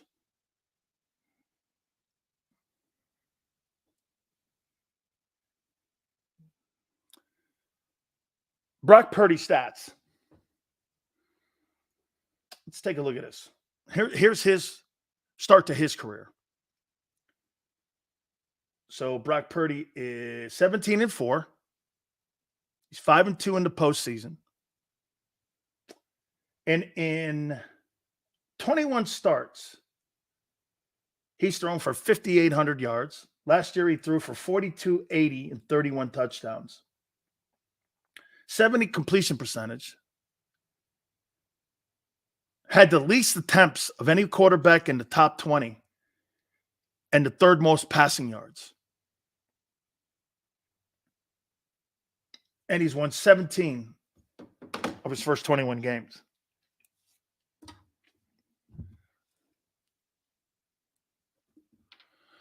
Does Purdy really need to throw for a lot of yards to be successful, or just implement McCaffrey in the run and pass short passing game? Denny, if they can do that to Hurts and get Barkley involved in a short pass, we would agree, don't we? That if Barkley's healthy and Barkley can give you some of the resemblance of what they do in San Francisco with McCaffrey, and I think that's what the Eagles are thinking. If he can do that with that old line and stay healthy, there's all those nuances with him. Don't you think? The question will be, can he have a skill set to implement a short passing game? I mean, does he have the skill set to do that? Would we agree in the last 3 years, he has not exhibited having a short passing game, or the Eagles have not wanted that? Now, is that because of the owner? That's a question mark. Jalen can't even get to 40,000 passing yards. 4,000, I think you mean. 245 likes. Guys, we need 5 more, please. Then we got our 250. Guys are awesome. Almost there. Stafford didn't throw for 4,000 this past year, but you're riding his stick. It's called winning the Super Bowl, Jack Wagon. Super Bowl win. Super Bowl win. Play caller. Super Bowl coach. 38 when he did it. 2 NFC titles. McVay and Stafford are better than Siri Liar and Hurts. That's why they look at Cooper Kupp and Puka Nacua as being better than your guys. You know why? They can implement a short passing game. They know what they're doing in a pass scheme offense. They're more educated play callers. And people would go like this, like John McMullen and the rest of them. You know what they would say? Well, look at our talent. Okay, get the ball to him. Can your quarterback and coach get the ball to him? Can he? You know, your third wide receiver position had 36 receptions total. Your tight end bitched in game 3 about not being part of the offense. I mean, come on, man. This is going to come down to coaching too. Oh, absolutely. You guys have been telling me for the last 3 months, play calling sucked. Well, why do you think the Rams are considered better than you? Even Xander said the same thing. He goes like this. Well, play calling had something to do with it, right? Okay. No one would ever confuse Sean McVay of being a bad play caller. 254 likes. Well done, Seals. All right. Hey, 6 more would be cool. I'd like to get me 260. That'd be cool. Barkley's going to be on the bench by the time the second half of the season comes around. As far as nuances go, the Eagles don't do anything to bring confusion pre-snap. You know what, Philly? That's the part of also the RPO that gets taken out is the threat of the run. If I was playing Jalen Hurts 22, I'd be going like this. You think he's going to run 23? I know he's not. You took the one element that you had to defend away. You made it easier to be a coordinator. So you know what they did? They brought blitzes. Dude, this is not rocket science. When they figured out the Eagles weren't going to run the kid, I think that's part of the reason you got out to a great start too. When they realized you weren't running that guy. Nick, 1-0 versus McVay. Ooh, isn't that tasty? McVay's got 2 NFC championships and a Super Bowl. Suck on that one, LJ. He's 1-0. Mahomes was beaten by Jalen, except in the Super Bowl. Ooh, he's 1-0 versus McVay. Last year, Baker Mayfield was 1-1 versus Jalen. Look at LJ. Hey, man, he won a regular season game against them. Sean McVay's got 2 NFC titles and a Super Bowl championship. He's 1-0. What a goof. Wow, man. Take them small victories, LJ. My boy. You know your team is true strength when the depth you have. That's right. That's right. He's also been a head coach twice as long. Get this, and he's still younger. He's younger. Think about what this guy can't. Hey, LJ's got a coach who's older than a guy who's been in the league longer, who's been to 2 Super Bowls and won one of them and 2 NFC conference championships. I'm just asking here. And he's younger than Nicky. Damn! Eagles won a Super Bowl in 17. Yeah, but not with fraudulent Serriani. Okay? Yeah! Oh, what did he say here? Oh, dude. Pat McAfee? Dude, there's tons of guys better than me. Tons of guys. But there's no one like me. Thank you, guys. Keep hitting the like button. Wrap it up here. Hit it. Thank you. Keep it here, National Football Show. If you missed any of today's show on the JAKIB Media channel, listen to the podcast on your way home. Available on YouTube, Apple, and Spotify.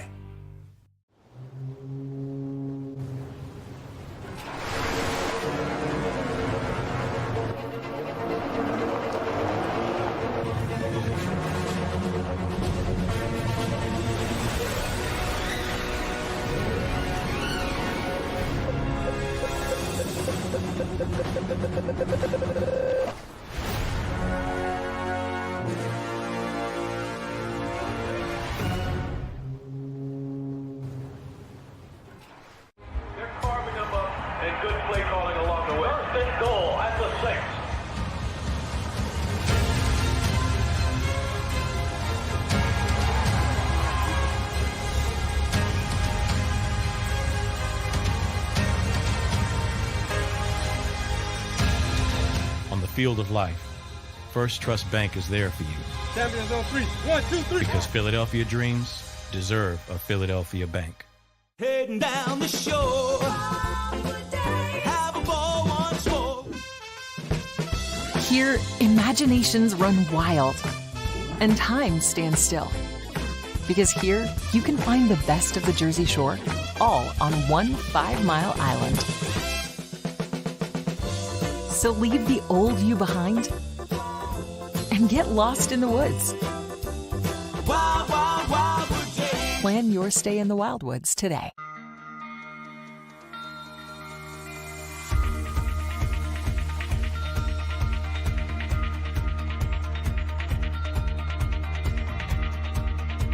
Hi, I'm Jim Muehlbronner, Managing Partner at Delval Insurance Group. Give us a call. We're a local, knowledgeable agency, not an 800 number. Go Birds!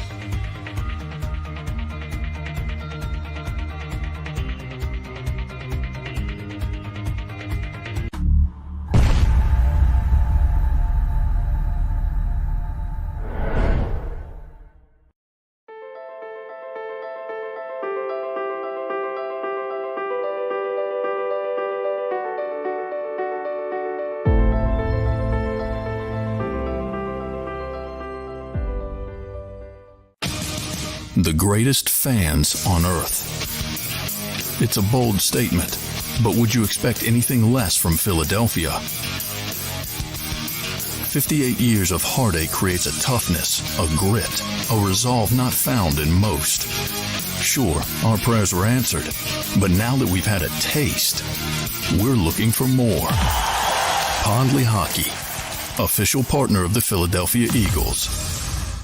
EAGLES, Eagles.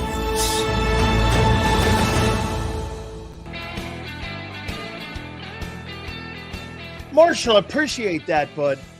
First 4 years, 36 or 34-year-old McVay got to a Super Bowl and lost 14-3 to Belichick and Brady. I'm curious. Let me ask you this. We weren't talking about, and I don't ever remember Sean McVay fighting for his job. I remember them begging him and making him a $20 million a year coach. I don't ever remember him fighting for his job. 3 playoff appearances. I don't ever remember that. You have to help me out on that one. McVay was fighting for his job? By the way, Carmine, are you new to the program? Carmine had a super chat. He did it during the break. Carmine, don't do that again, because I want to be able to read your super chat, Carmine, okay? So we appreciate you doing that. $5, let me get it there, man.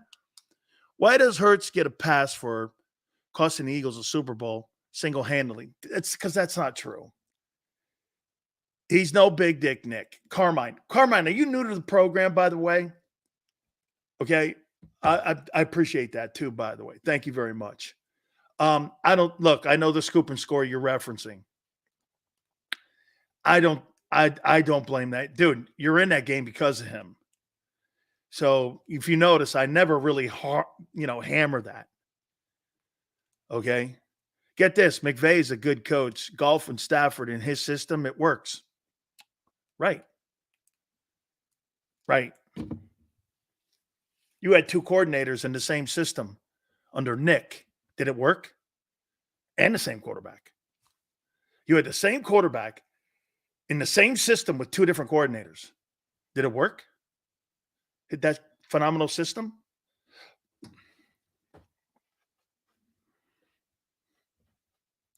Did it?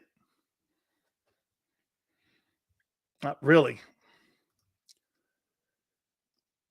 I got the Marshall super chat. I sure. Marshall, did I get that super chat from you, brother? Stop it, Sills. Yeah, stop it, Sills. During McVay's tenure as head coach, the Rams and Eagles have 2 conference titles and a Super Bowl, too. Yeah, that's when I said to him, Marshall, his first 4 years as a head football coach in Los Angeles, he turned golf around. He went to a Super Bowl. He was 36 years old. And by the way, he's still younger than your clown show coach. Okay? So I don't know, man. Absolutely.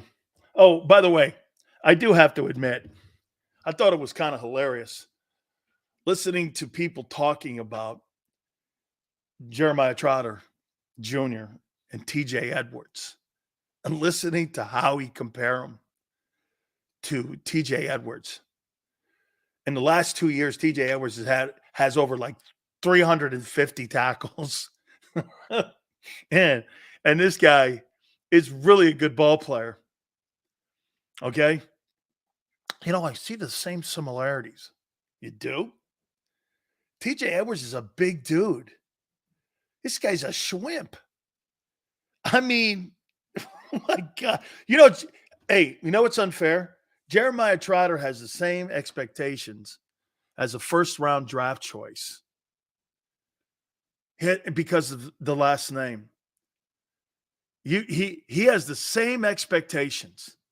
It didn't really matter where Jeremiah Trotter was drafted. Okay? It didn't really matter where he was drafted, does it? Last name Jeremiah Trotter. You guys are going to expect this dude to walk into the room and expect this guy to be a starting inside linebacker and bring the wood like his dad did. Okay, that's a damn shame. Let the kid get in there, and I hope they don't rush him along like they did Nakobe Dean. Okay, I really do. I hope so, man. I love it. Hey, want to thank everyone again. And the vindication and validation. Kenny Gainwell, thank you for the content today. Not my content. See, I just listen. You know, I'm just a listener.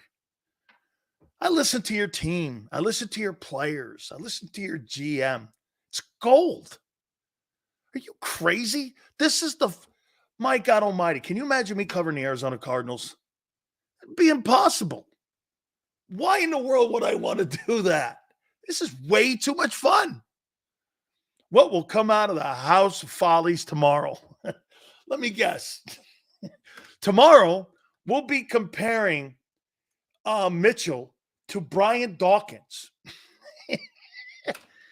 That'll be on Birds 365, by the way, tomorrow. Or Big Bill.